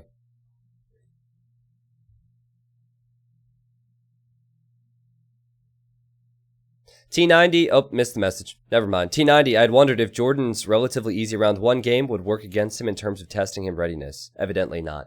Well, I don't think Miguel has played bad, but you have to consider that Jordan gets first pick on the civilizations. In the Aztec versus Chinese matchup, he had a better civilization and he took advantage of it. In that previous game, he had a better civilization and he took advantage of it. I think that Miguel should be kicking himself for not banning Aztecs still, but that's all in the past. Jordan is definitely on form, don't get me wrong. But I do think that the higher seeded player is going to have an advantage because they get the first picks. Now, that hasn't always been the case where players would take advantage of it, though. You know, there's been instances where it hasn't mattered. But Jordan has picked his civs very wisely here. And now we have Cup, and he has Malians, which I think is better than Japanese. So Miguel has gone for Japanese on a map where there's plenty of fish. There's plenty of areas to pressure. This map is called Cup. I need to switch the colors again. Because for some reason, when they switch the host, it switches the host colors. And Jordan23 just needs a victory here or in the next game. And he moves on to what is essentially a final in the qualifiers for a chance to make it into the top 16 for the main event, which will happen in April. Jordan23 has a strong civ, and he's been playing well, and I'm happy for the guy. So the map Cup allows so many different ways of playing. You can fight for the water on the right side of the center, or on the left side where there's a bit more water. You can also build on land. This is amphibious terrain, so you could easily build here, whether that be a barracks, or a castle, or a house, or an outpost. Doesn't matter. You have standard resources, and plenty of it. 3 golds.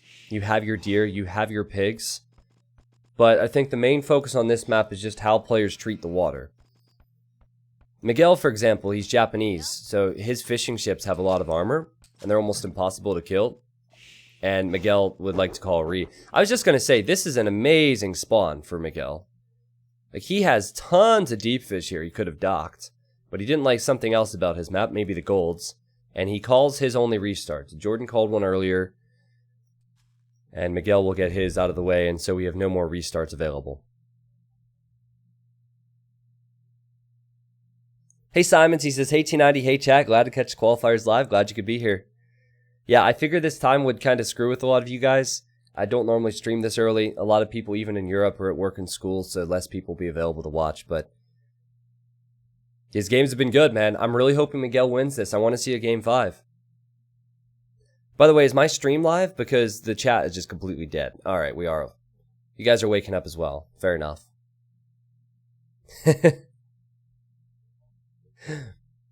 It's funny how far my stream has come, guys.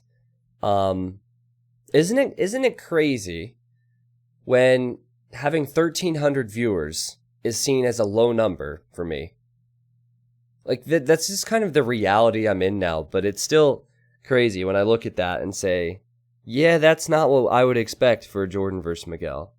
It's purely down to the time, but I just had a proud little moment there, man. I remember when I told my mom and dad, I was streaming at home, Masters of Arena 3. I remember I was like, Mom and Dad, we hit 100 viewers today. And they're like, wow, son, I don't know what that means, because they couldn't really understand it. But I remember being so proud of that. And I'm so proud of this community. I'm so proud of viewer records, but that wasn't that long ago, you know? So to think back, just to think how far the channel has come, it was pretty wild for me. Oh, are you twitching, son? Are you still twitching? Like, no, Mom, I'm not twitching. I'm streaming on Twitch. Get it together.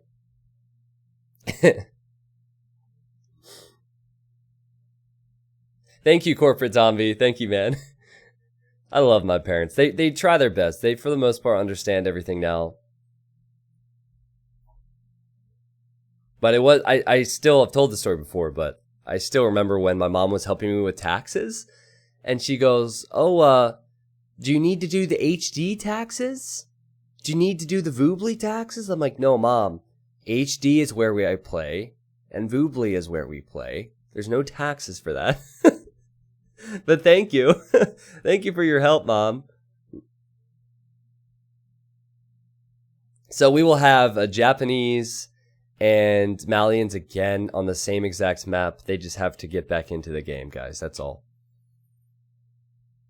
And if someone loses a pig, if someone loses a scout, whatever happens, if they delete a TC, God forbid, they can't do anything about it. Now, I've never seen that in an important tournament game where someone accidentally deleted the TC and didn't have a restart. I hope we don't see that. That would be awful to see. But the point is they have to deal with whatever trouble comes their way. Can I call you Derek? Is it Dirk or Derek? I feel like that's Derek, but it's missing some vowels. Whatever your name. Yeah, Derek? Okay, cool. Derek, thank you for the Prime sub, man.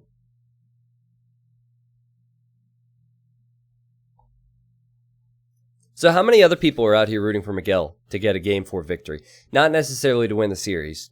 Don't get me wrong. I know there's plenty of German fanboys out there, plenty of Jordan fanboys, but I want to see a Game 5. We had a set go to 5 games yesterday. That will be on YouTube within a few days. You can watch the VOD. That was sweet.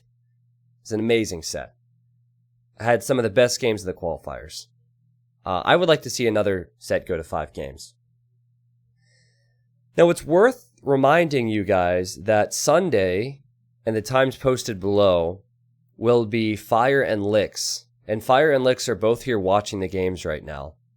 So Fire and Licks will play in a best of 5 then. Then, if you look...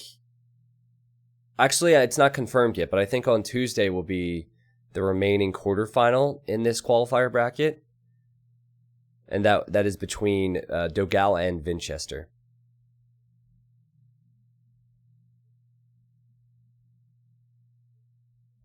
Infobot at this point, like, my parents were, obviously, as parents would be, worried when I said, like, I was going to pursue doing this full time.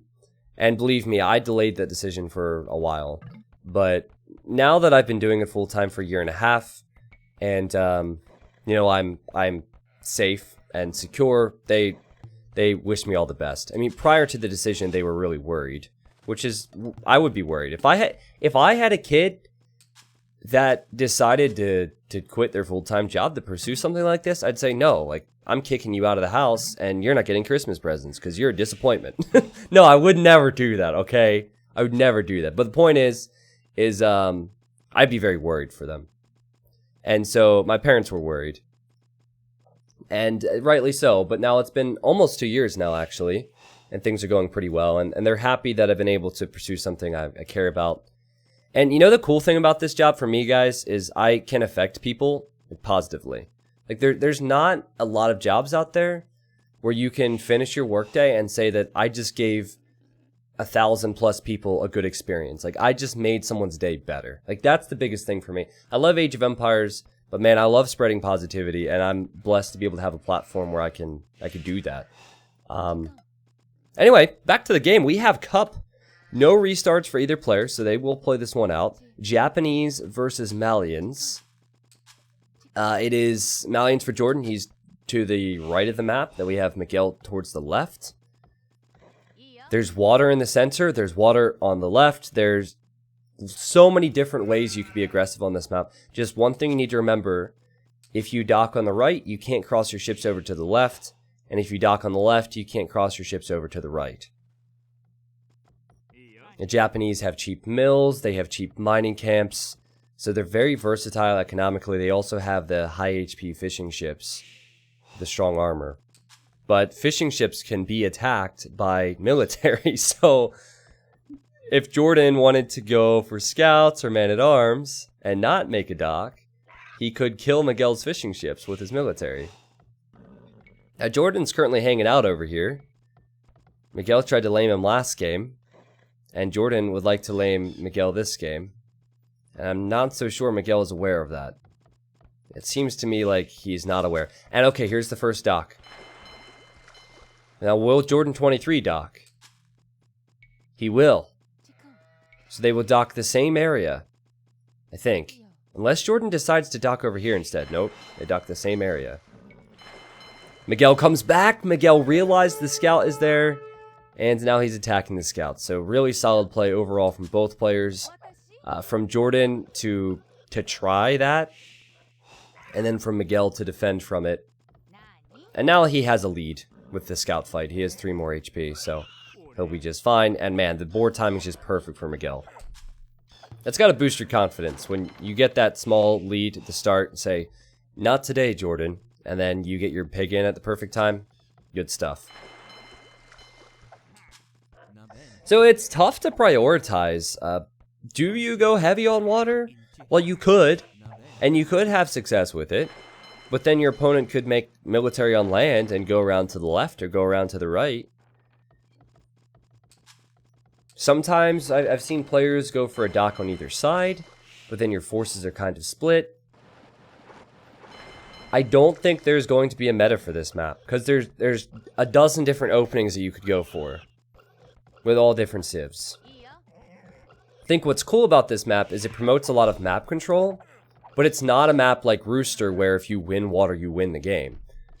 You win water, it helps you, but then you actually give up a bit of land control. Then you open up possibilities where your opponent can invest resources on the flanks and fight you. If I hadn't already said, there is gold in the center, so that will be another important area to focus on. Napoleon, I'm going to keep my mouth shut with what happened between Twig and Lan yesterday. But guys, if you're out there and you have not seen Twig vs. Lan, there was a special strategy that was used on this map. And that will be a YouTube highlight for sure. It was pretty freaking sweet. And look at this. Both players on the way up to feudal age. 4 fishing ships for both. And as far as I can see, it will be water aggression for both. Yep. Gold miners. Lumberjacks. Actually have Miguel building a mill. Which is interesting because that's less wood income for him. And potentially less gold income. But you have to give Miguel a lead on this area of the map. Because he is Japanese fish. Look at the stats on these fishing ships. These are like the paladins of fishing ships. Look at that. Look at the armor and look at the HP. It's crazy. My voice just squeaked a little bit. Sorry about that. What is this for Jordan? Oh, he's hiding the barracks and he's coming forward with 2 villagers. So he has not built the barracks on the front because then his units would run right across the center. Miguel is going for a second dock and Jordan's going for the land approach. Oh, he wants to tower. This is just like last game where Miguel towered. Only this time Jordan's going for it and I don't think Miguel's aware of this. Miguel, he's running away with his scout. Jordan hit feudal age slightly faster, started chasing this, so Miguel's running. Miguel will not see this, and, you know, he just thought twice about building that barracks, didn't he? I think he didn't have the wood for the fire galleys, so he canceled the barracks for now. So I think what will probably happen here is the tower is going up. Miguel will have to reposition, but Miguel will win water. I mean, he should. His fishing ships simply will not die. That's what it feels like. So how much damage will Jordan23 be able to do? Miguel has not reacted to this yet. He realizes the hard way, losing a villager. And now he needs an immediate tower on his gold, and he needs to relocate his lumber camps. And thank God he's Japanese, because if he wasn't Japanese, he wouldn't be able to do that. Scrappy, scrappy stuff. And messy for Miguel. This is why I questioned... I just wasn't sure what he was going for. It's very hard to go land and water at the same time. So he committed to water, but Jordan came forward. Now Jordan will lose his fish, guys. But there's only 200 food remaining on this fish. It's salmon. So there's not a lot of it left because I've eaten most of it. That's normally what happens in my house anyway. Probably archers for Jordan. This means that he'll need to commit to some land eco, so he'll need to make farms. Doesn't really have that just yet, so he could actually struggle for production. His fishing ships will go down. And that gives Miguel a lead. Can he hold the lead? He's now... Oh, he's making a stable. Well, he has a lot more food. He's taken 3 out of his 4 deer. Jordan hasn't taken any of his deer. He's working on that now. Is he going to make scouts? Well, what just happened there? Oh, he deleted that thing because he was housed. Poor guy. That guy had a long life to live, and you deleted him, Miguel. I actually thought that, for a moment, I thought that Jordan had some supersonic range in his tower, and he shot it, but no, it's actually a smart play. He deleted it because he was housed, and he's making scouts with all the food. Oh, Jordan, you know, he might have lost his fishing ships, but he's actually been fighting back a bit here with a bit of micro. It will repair his fire galley. Wow, this is great from Jordan. I'd be very surprised if he was able to kill these fish because Miguel should be able to defend. But Miguel is not defending his fish. You know what? Maybe Miguel doesn't care about it anymore. Because he doesn't want to invest in the fish traps. Yeah, I mean, there's no food left. That's kind of why I feel like a dock on this side is better, because there's more fish. And actually, as I say that, Miguel is docking there. Well, Jordan's militia were a waste. His militia didn't do anything for him this game. Jordan's tower was not a waste. Now, he doesn't know that his opponent's making scouts. And his barracks is way over here, so he won't be able to add defensive spearmen. This could be really dangerous for Jordan. 4 full HP scouts from his opponent, and he has no intel on this. He's also making a few archers. Miguel will go for defensive towers, because Miguel sees the archer range. So Miguel has way more scouting intel, and he's going to dock out here. So he will lose his fishing ships, yes. But Jordan is now taking control of a pond which doesn't offer much to the players beyond some map control.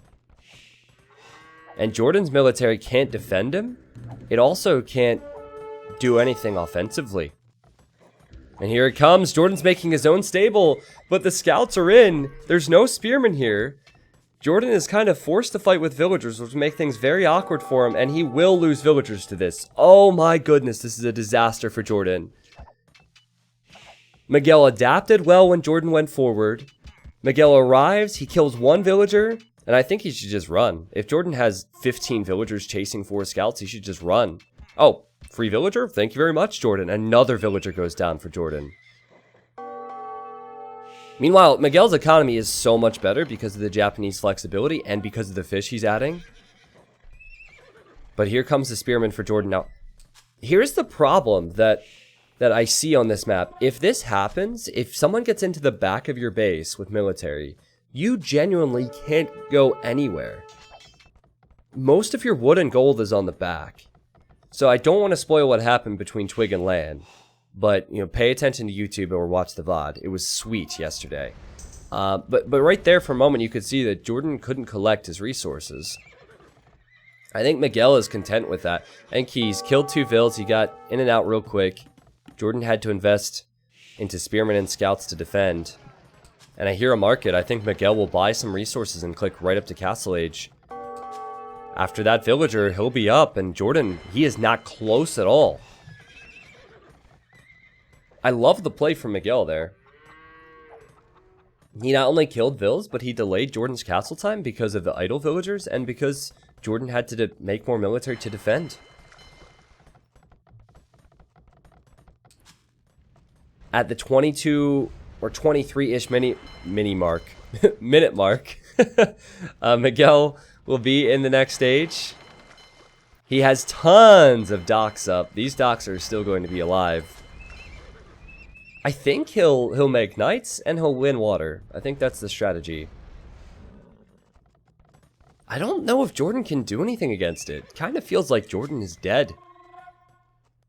Feels like we'll have another 5-game set because he only has 200 food.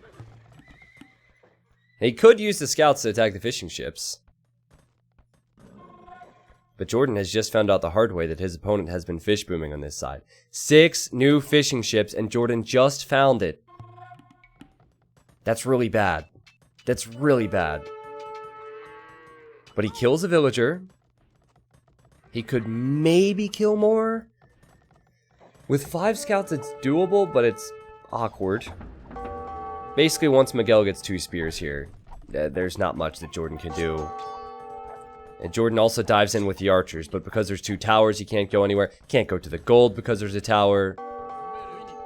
Miguel is just playing really solid, guys. He's not making any mistakes. He's even saving his fish here. And Jordan calls the GG. Miguel outplayed him. Miguel adapted really well. He gave up on this side of the water, immediately went to the left. In my opinion, Jordan's militia were a waste of resources. He tried to do too much. His archers didn't do enough. And he didn't recognize that Miguel had gone to the left side water. If you're going aggressive, I think you have to go all in. You can't try and go water and land because then your land attack will be weaker, your water attack will be weaker. Jordan, he tried to do 2 things at once there. And then Miguel, his economy ended up being stronger because he adapted well and played defensively and expanded his water. And Jordan23 will need to do it if he does win this best of 5, because he might not. He needs to do a better job at adapting on this map. I think that's what this map is all about. And Miguel did a much better job. Guys, that means we're seeing Game 5 next. Loser goes home and has no chance of making it into the top 16. The main 16 for the main event of Hidden Cup 2. 12 kills for Miguel, but look at the economy. Look at the economy. More food, more wood, more gold. And Miguel had the faster castle time. I'm so tense, man. I mean, both players are so good. Both players would perform well. If they made it into Hidden Cup, they would both perform well. Miguel showed us that he performs well in Hidden Cup 1. The last map will be Bay. This is another brand new map for Hidden Cup. And the civs will be Huns for Jordan, and it will be Malay for Miguel. Now, I thought that maybe Miguel would use Malay on Rooster. He used Mongols instead. He lost that game. I think that Mongols would be a great civ for this map. Malay, we haven't seen yet on this map, but it could be strong as well. I'm pumped. My heart is beating fast because I would feel for either player. I always feel bad in these best of fives. Like yesterday, I felt bad after one player had to lose between Twig and Lan. But if you're going to make it into a big event like Hidden Cup 2, you need to get results in these at the big stage. And let's go. Let's do this. Send all your love and energy towards Miguel and Jordan. Here we are. Again, I'll change the colors. And this is game number 5. Jordan in the blue and Miguel in the red. Huns for Jordan. Whoops, my bad. Huns for Jordan. And then we have Malay for Miguel. So if you haven't seen this map yet, or even if you've seen it before and might have questions, I'll review it here for you. It's called Bay. Now, each player is going to have a safe woodline in the corner. That's one thing that's constant. There's always going to be water here as well, which is important to fight over. And once again, like all the Hidden Cup 2 maps, it is salmon. Actually, it's not the case. It's not salmon on all the maps, but it's salmon on a lot of the maps. Your golds and stones are going to be forward. So if you pressure water, if you try and fight for water, you will lose map control. And not only the resources that are technically yours, but the additional resources are in the center of this map. There's deer if players would like it. So Miguel could completely forget about going water, and he could take the deer. That'd be the same for Jordan. You have that option, and then there's boom, boom, boom. There's plenty of gold out here on this on the horizon. So there's so many resources on this map. The goal for this, when I envisioned it, and shout out to Algernon for creating it. The goal for this was to give us a hybrid map where water was important. Water gave you an advantage, but it didn't necessarily win you the game like on some water maps. And I'd say so far so good from the games I've seen. I've never seen one person win water here and then have it be GG. I've always seen the person win water gain a small eco lead because of it, but then the other player could take that land control. Salmon are river fish, not sea fish. Well, thank you, Schmoop. I'll make sure to contact Microsoft to remove salmon from the game. Well, actually, there is a rivers map. That's true. So it's not Microsoft's fault. Hidden Cup 2 obviously has broken maps. Listen, man. These are not natural salmon. We collected some from the rivers, and we've been farming them in the bay. Okay? That's what happens. One element of this is that you can't dock block, you can't wall this shoreline where the marshes are. Jordan wanted to stop the dock from happening, and Miguel was being patient. But yeah, you can't wall yourself in here because scouts or whatever military can always run alongside. So another reason that you can't be fully secure in going water. Miguel has shown his hand with the dock. Jordan is showing his hand with the dock. We are definitely going to see both players fight on water. Whoever loses water is going to need to have a backup plan. Now, Huns are a lot more versatile on land. Malay have plenty of options, don't get me wrong, but in Castle Age, it's so easy for Huns to make a few archer ranges and make a few cav archers, or a few stables and make a few knights. It's very easy for them to play. Malay as a civilization, they play a little bit more compact normally, and with a little bit less mobility. And then if they get to the Imperial Age and they get all their techs, then they can be strong because of the Karambit spam, or the Arblast, or the Bombard cannons. Or on water, they have amazing techs, they have the harbors. But if at any point Jordan is the one who starts taking map control, I think that's where it gets complicated for Miguel. Because Jordan will have that speed. So Jordan, he needs to take advantage of that, and Miguel needs to try and stop Jordan from using his mobility. So to people asking about community games will still happen today. They're scheduled to be in 3 hours.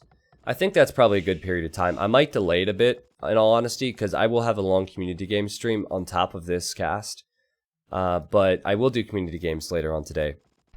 But the plan is to go offline, do a rerun of this cast, and then do community games. So it's possible you guys are watching a rerun right now.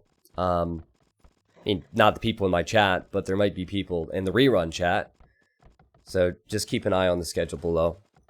And Jordan, with a really fast feudal time. This is well done.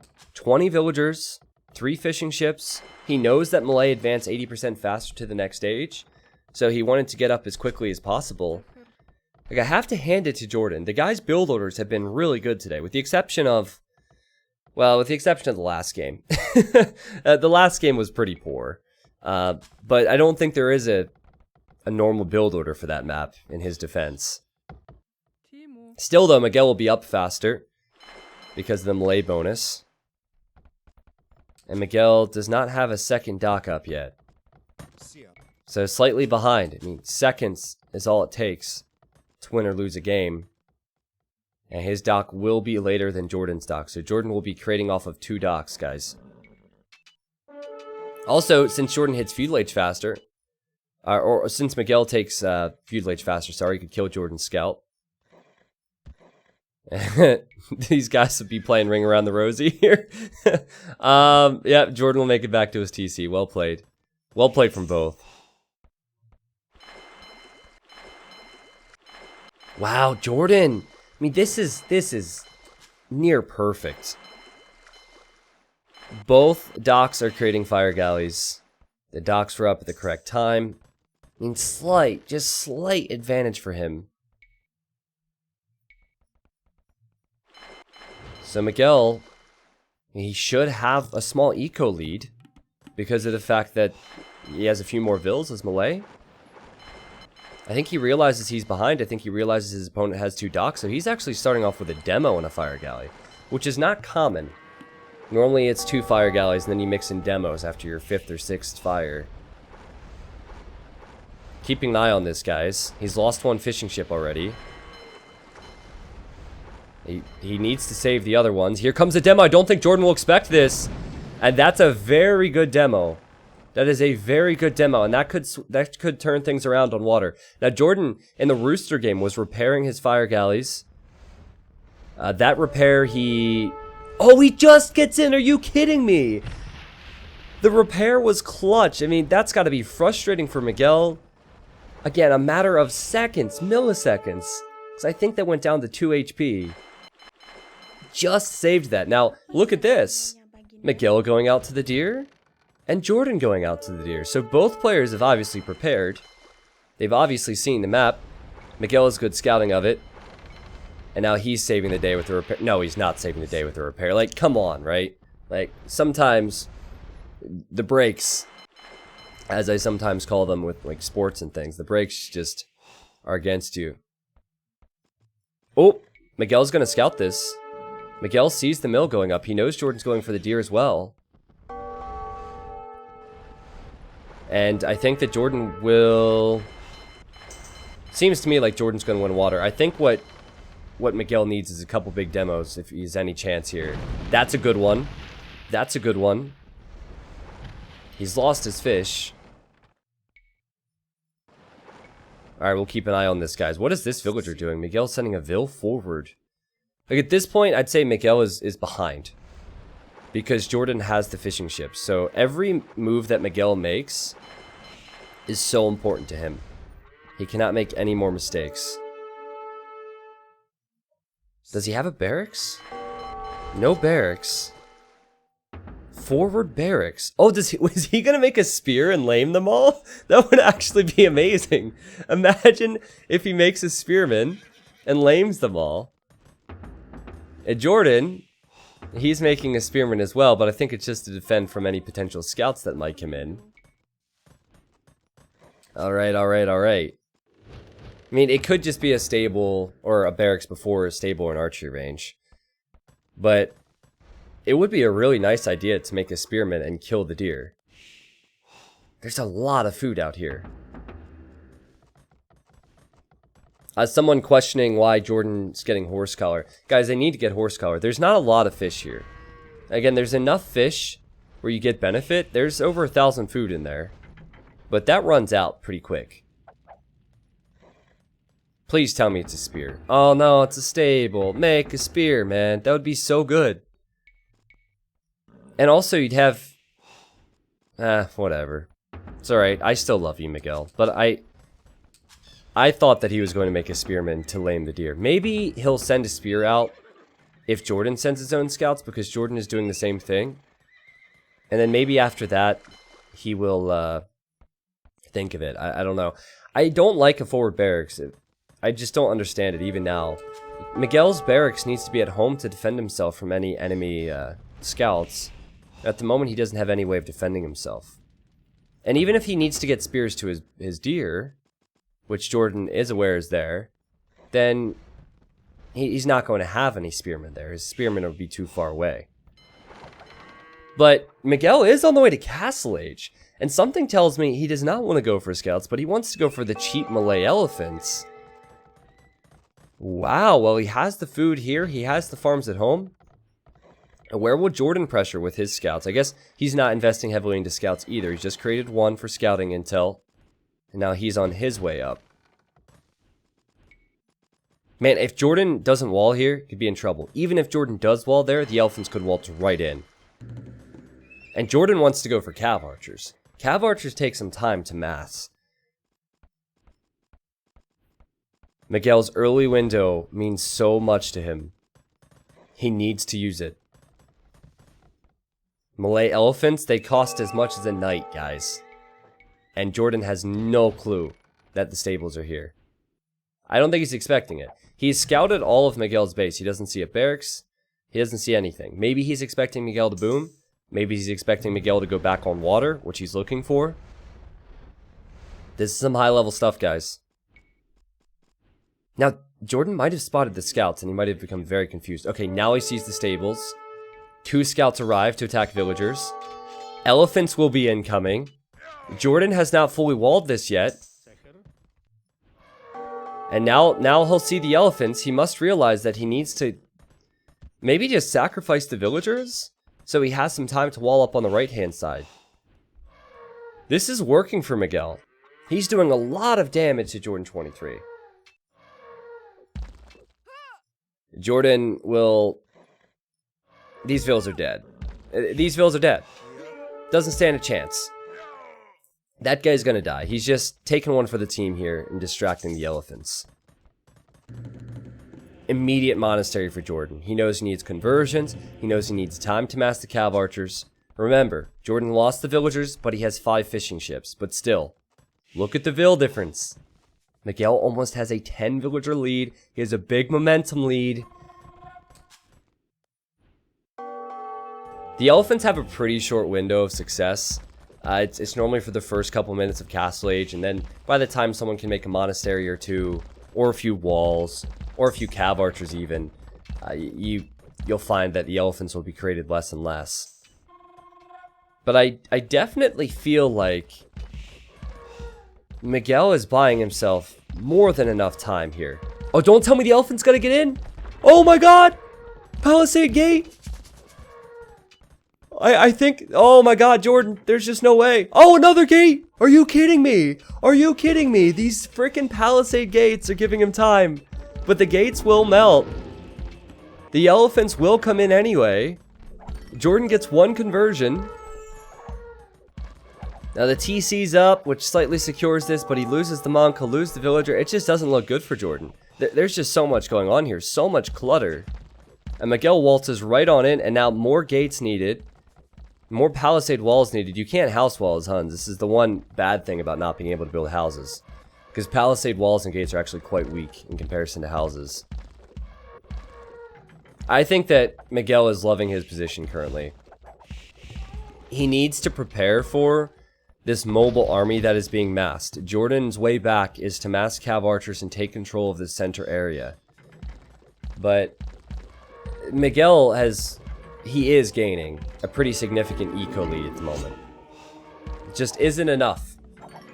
Because Miguel will not have a strong follow-up to deal with the Cav Archers. And oh, the Cav Archers slipped around here, actually. I thought this was a scout. Jordan has some Cav Archers forward. He only killed one villager, but he has delayed Miguel. And Miguel is defending with Scorpions. So 1, 2, 3 TCs for Miguel. His stables are forward, so he can't really defend with elephants. And already you can see the benefit of having the Cav Archers. Jordan kills another Vill. He'll probably be sending this whole group forward. Jordan will kill the monk. Jordan's pushing right back. So pretty much as you would expect in a Huns versus Malay matchup. The Malay player gains a Vill lead, but now they're trying to delay and delay and delay, as I always say. And make it to the Imperial Age, where they'll need a tech switch of some kind. But it is not at all easy to give up map control versus a player like Jordan and versus Civ like Huns. You think you're going to defend with just Scorpions, Miguel? Not that he has many other options. I think he just needs to boom this one out, but that's not very easy to do. And it's so easy for a top-level player to play as Huns. It's so easy for them to use that speed and use the micro. This is a bit like Miguel in Game 2 earlier with the Conquistadors. Like, pro players are able to micro any ranged unit so well. More Cav Archers coming in on this side. More Scorpions for Miguel. I mean, so far the defense hasn't been bad, because these Cav Archers probably aren't going to survive for very long. But it's going to get worse. I'm expecting a forward villager from Jordan any moment now. There it is. To build the siege workshop and pressure with mangonels. I think Miguel wants a castle. He needs a castle defensively before that siege comes in. And he needs 100 stone, guys. It is 25 military versus 5. Some of that is on water. Most of that is on land for Jordan23. Where will Miguel build his castle? On one hand, if you build it on the right, it gives you an option to go back on water. It protects your stone. But then your left is exposed where the golds are. If you build it on the left to protect your golds, then you lose access to your stones, possibly. He has to make the decision now. He has 3 Scorpions. The Scorpions are doing work versus the Cav Archers. He hasn't built it on the right yet. Does that mean he'll build it on the left? Oh my god! That scared me when he placed it, actually, because I expected Jordan to have a Mangonel, and he does. It's at 60%. 70% now. Will it be too late, or will it be just on time? If Miguel gets his castle up, he is close to weathering that storm. Oh! The attack ground misses. But Jordan sees the castles going up, and Jordan has to leave. And Jordan was preparing for knights as well, and now he can't push into the castle. Miguel, he's doing a good job. This is a very close game, guys. This is a very close game. Funny enough, Jordan is using the elephants he converted earlier to kill all these buildings. It's pretty ridiculous.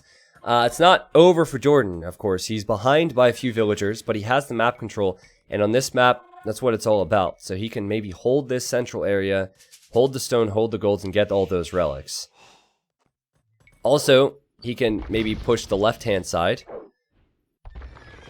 which he's thinking about doing. I think he might wait for the knights to swoop in, and then the knights can kill the siege. Jordan just passing there. He just left the Mangonel go. And Miguel expecting this. It does have some monks for conversions, but it's a bit too late. Jordan runs away with the knights. Jordan kills 1. Jordan will kill 2 monks. Great micro. Jordan has 1,000 food and 500 gold, so he's having some gold problems, but he can sort that out easily and click up to Imp. And Miguel, he has 500 food, 400 gold. Now he can't sort out the gold and food problems as easily because he's being attacked. He's still losing siege. He's still losing villagers. He's making Castle Age Karambit warriors, guys. Karambits are strong, but not so much in Castle Age. You can just tell that Miguel is rattled. He actually doesn't have a lot of space to build the farms. That's what you would normally do with the wood. He just can't. Look how many idols he has. He has 25 idols, and Jordan, he's loving this right now. Jordan will kill another monk. He's sitting right on both the golds. And now the knights are looping into the wood line. This is great for Jordan. Now, I do think Miguel will eventually get a castle up here. I mean, it's just a matter of time, but Jordan has delayed Miguel so much. Jordan's on the way to imp, well ahead of Miguel now because Miguel has these idols. Miguel, you need to build the castle here now, man. You have a Mangonel, you have a Scorpion. I think this is bad enough for Miguel where he might need to sell some of that stone and then buy resources. And what is he going to do with this much stone? My goodness. Why Miguel doesn't build barracks and make some spears? Well, spears aren't really going to help you. Like, the monks are a counter to knights, right? And what did Jordan do? Jordan shot them down with cav archers. The same would happen with spears. Eco is the problem for Miguel, and that's normally the strong suit of melee. He has the villagers. He has 20 villagers. He just doesn't have the eco set up. Jordan has a cav archer here. He has a monk here. Look at the scouting for Jordan. He's getting all of the relics on the map. This is looking so good for him. I'm loving this play from Jordan. Look at the awareness. Look at the scouting. Snagging the relics that are furthest away first so Miguel can't get them. And pretty much assumes that he'll have these long term, even seeing this gold now. Miguel is getting closer to clicking up to the Imperial Age. He has so much stone. 1,500 stone. What's Jordan going to go with? He's thinking Cavalier. Well, it can be really tough to go Cavalier against melee. If melee gets to Halberdier and Karambit, there's not much that Cavalier can do versus that. You almost need to choose between Cavalier and Cav Archer at the start, and then tech switch into the other. So I think Jordan will have to... He doesn't have the eco to do both. So we'll start with Cavalier, probably because it has more raiding potential. It could run underneath castles, unlike Cav Archers. But then he's definitely going to need to switch into Cav Archers later on, I think. Cav Archers are at the very least skirmishers. 134 population versus 133 population. Miguel has 3 castles. He'll soon have the resources for his 4th and 5th castle, even. But can Miguel weather this storm? Can he weather the Cavalier? Jordan's coming in for the raids now. You see the barracks. So Miguel is prepping to go for Halberdier and for Karambit Warrior. Nice walls from Miguel to keep these units out from his base. But they're still attacking the golds. And this is giving Jordan a lot of momentum. Tons of villagers dying to the Cavalier. This is before the pikeman upgrade even completes. And pikeman upgrades coming in now. This is looking really good for Jordan23. If we were to just join this game, not look at the score in the bottom right and look at the population, we would say that Jordan had a lead, but not necessarily convincing one because of the vill count. But I think because of the momentum that Jordan has currently, and the relics he's getting and the extra golds, he is certainly the favorite. Like, that score lead is deserved. And look at the groups. His Cavalier here, here, and here. He's sniping villagers where he needs to, and he just won't stop the spam. So this is where Jordan needs to say, okay, I've done a good job with the Cavalier. I'm happy with myself. Let's make archery ranges and make Cav Archers, and there they are. So, pretty much as expected for Jordan. It was a wiser decision to start off with Cavalier. What I would like to see from him is a castle, though. He doesn't have one yet. And that's part of the reason he was an imp faster, is because his villagers were on food and gold and they weren't on stone. He needs a castle here, because eventually Miguel's going to sort out these raids. He really should have walled more, but, you know, eventually he should be able to sort out these raids. And he'll get a big ball of units to push forward. What Jordan needs to prioritize is trapping these castles down, or at least protecting the center. You can tell how difficult it is to play against Huns. Jordan is all over the map. He has a Cav Archer here behind a wood line. The value he's getting out of his units is truly insane. Miguel had 69 idols for a moment there. That's a situation you never thought you'd see that meme come into play. 70 idle vills. The Karambits and the pikemen are still chasing. He might have the vill count, but Miguel does not have the efficiency. Jordan23, he needs to build that castle and get the trebs rolling. He has momentum. He needs to take advantage of it. And because you can't wall to the shoreline, because the marsh is there, this raiding possibility is always going to exist. It is 3 relics for Jordan. Jordan is probably bringing back his 4th and maybe even the 5th relic.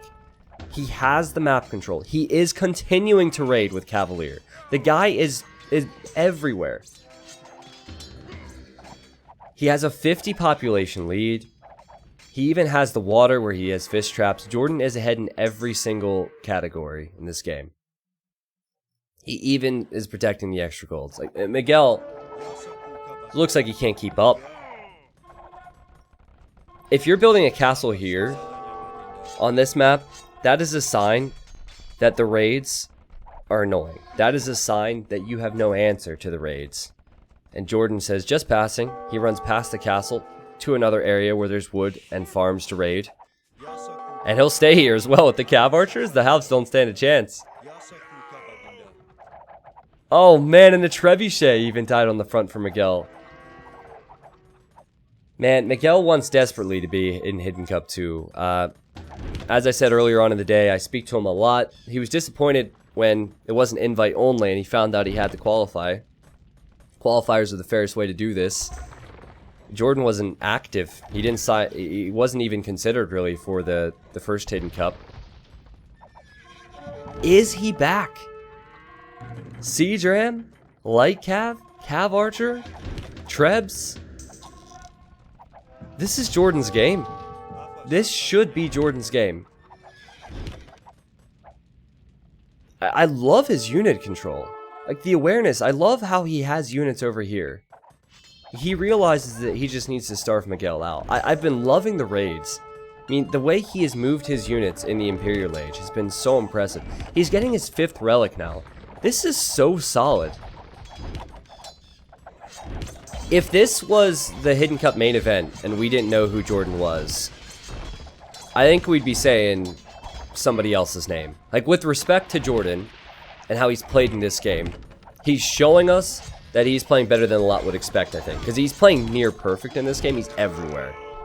But if this was a Hidden Cup and this person was named Willie Wallace or whatever, I think a lot of people might be saying Viper. A lot of people might be thinking of some of the other top names like Yo and Leary. I don't see any chance for Miguel now, in all honesty. 5 relics to 0.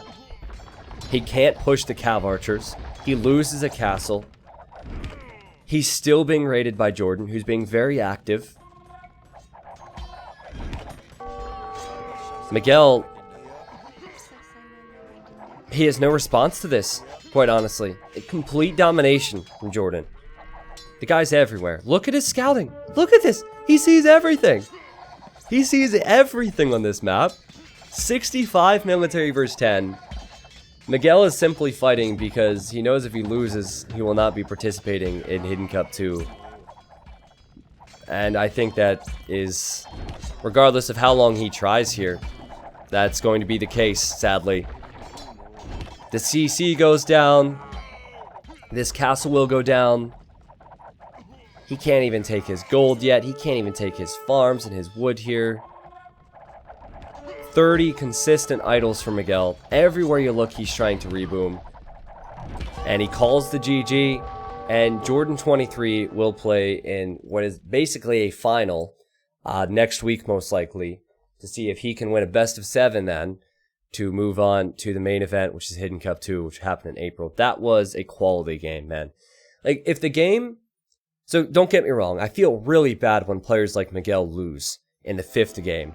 However, if the game would have been neck and neck for 50 minutes, and then Jordan would have just edged out Miguel, I would have thought, oh man, Miguel, like, so disappointing. But to be completely honest, Jordan dominated Miguel in this game. And he did it with the mobility. And that was the main criticism I felt of Jordan23 when he returned to the scene, was that he didn't have the speed of some of the current top players. But he showed his quality there. 180 kills for him, 91 deaths. Congratulations, Jordan. Jordan will be playing in a best of 7 within the next week. I'll bring up the brackets here in a moment. Just let me look at the achievements for you all. Exciting times, guys. Exciting times. Jordan23 looking very good.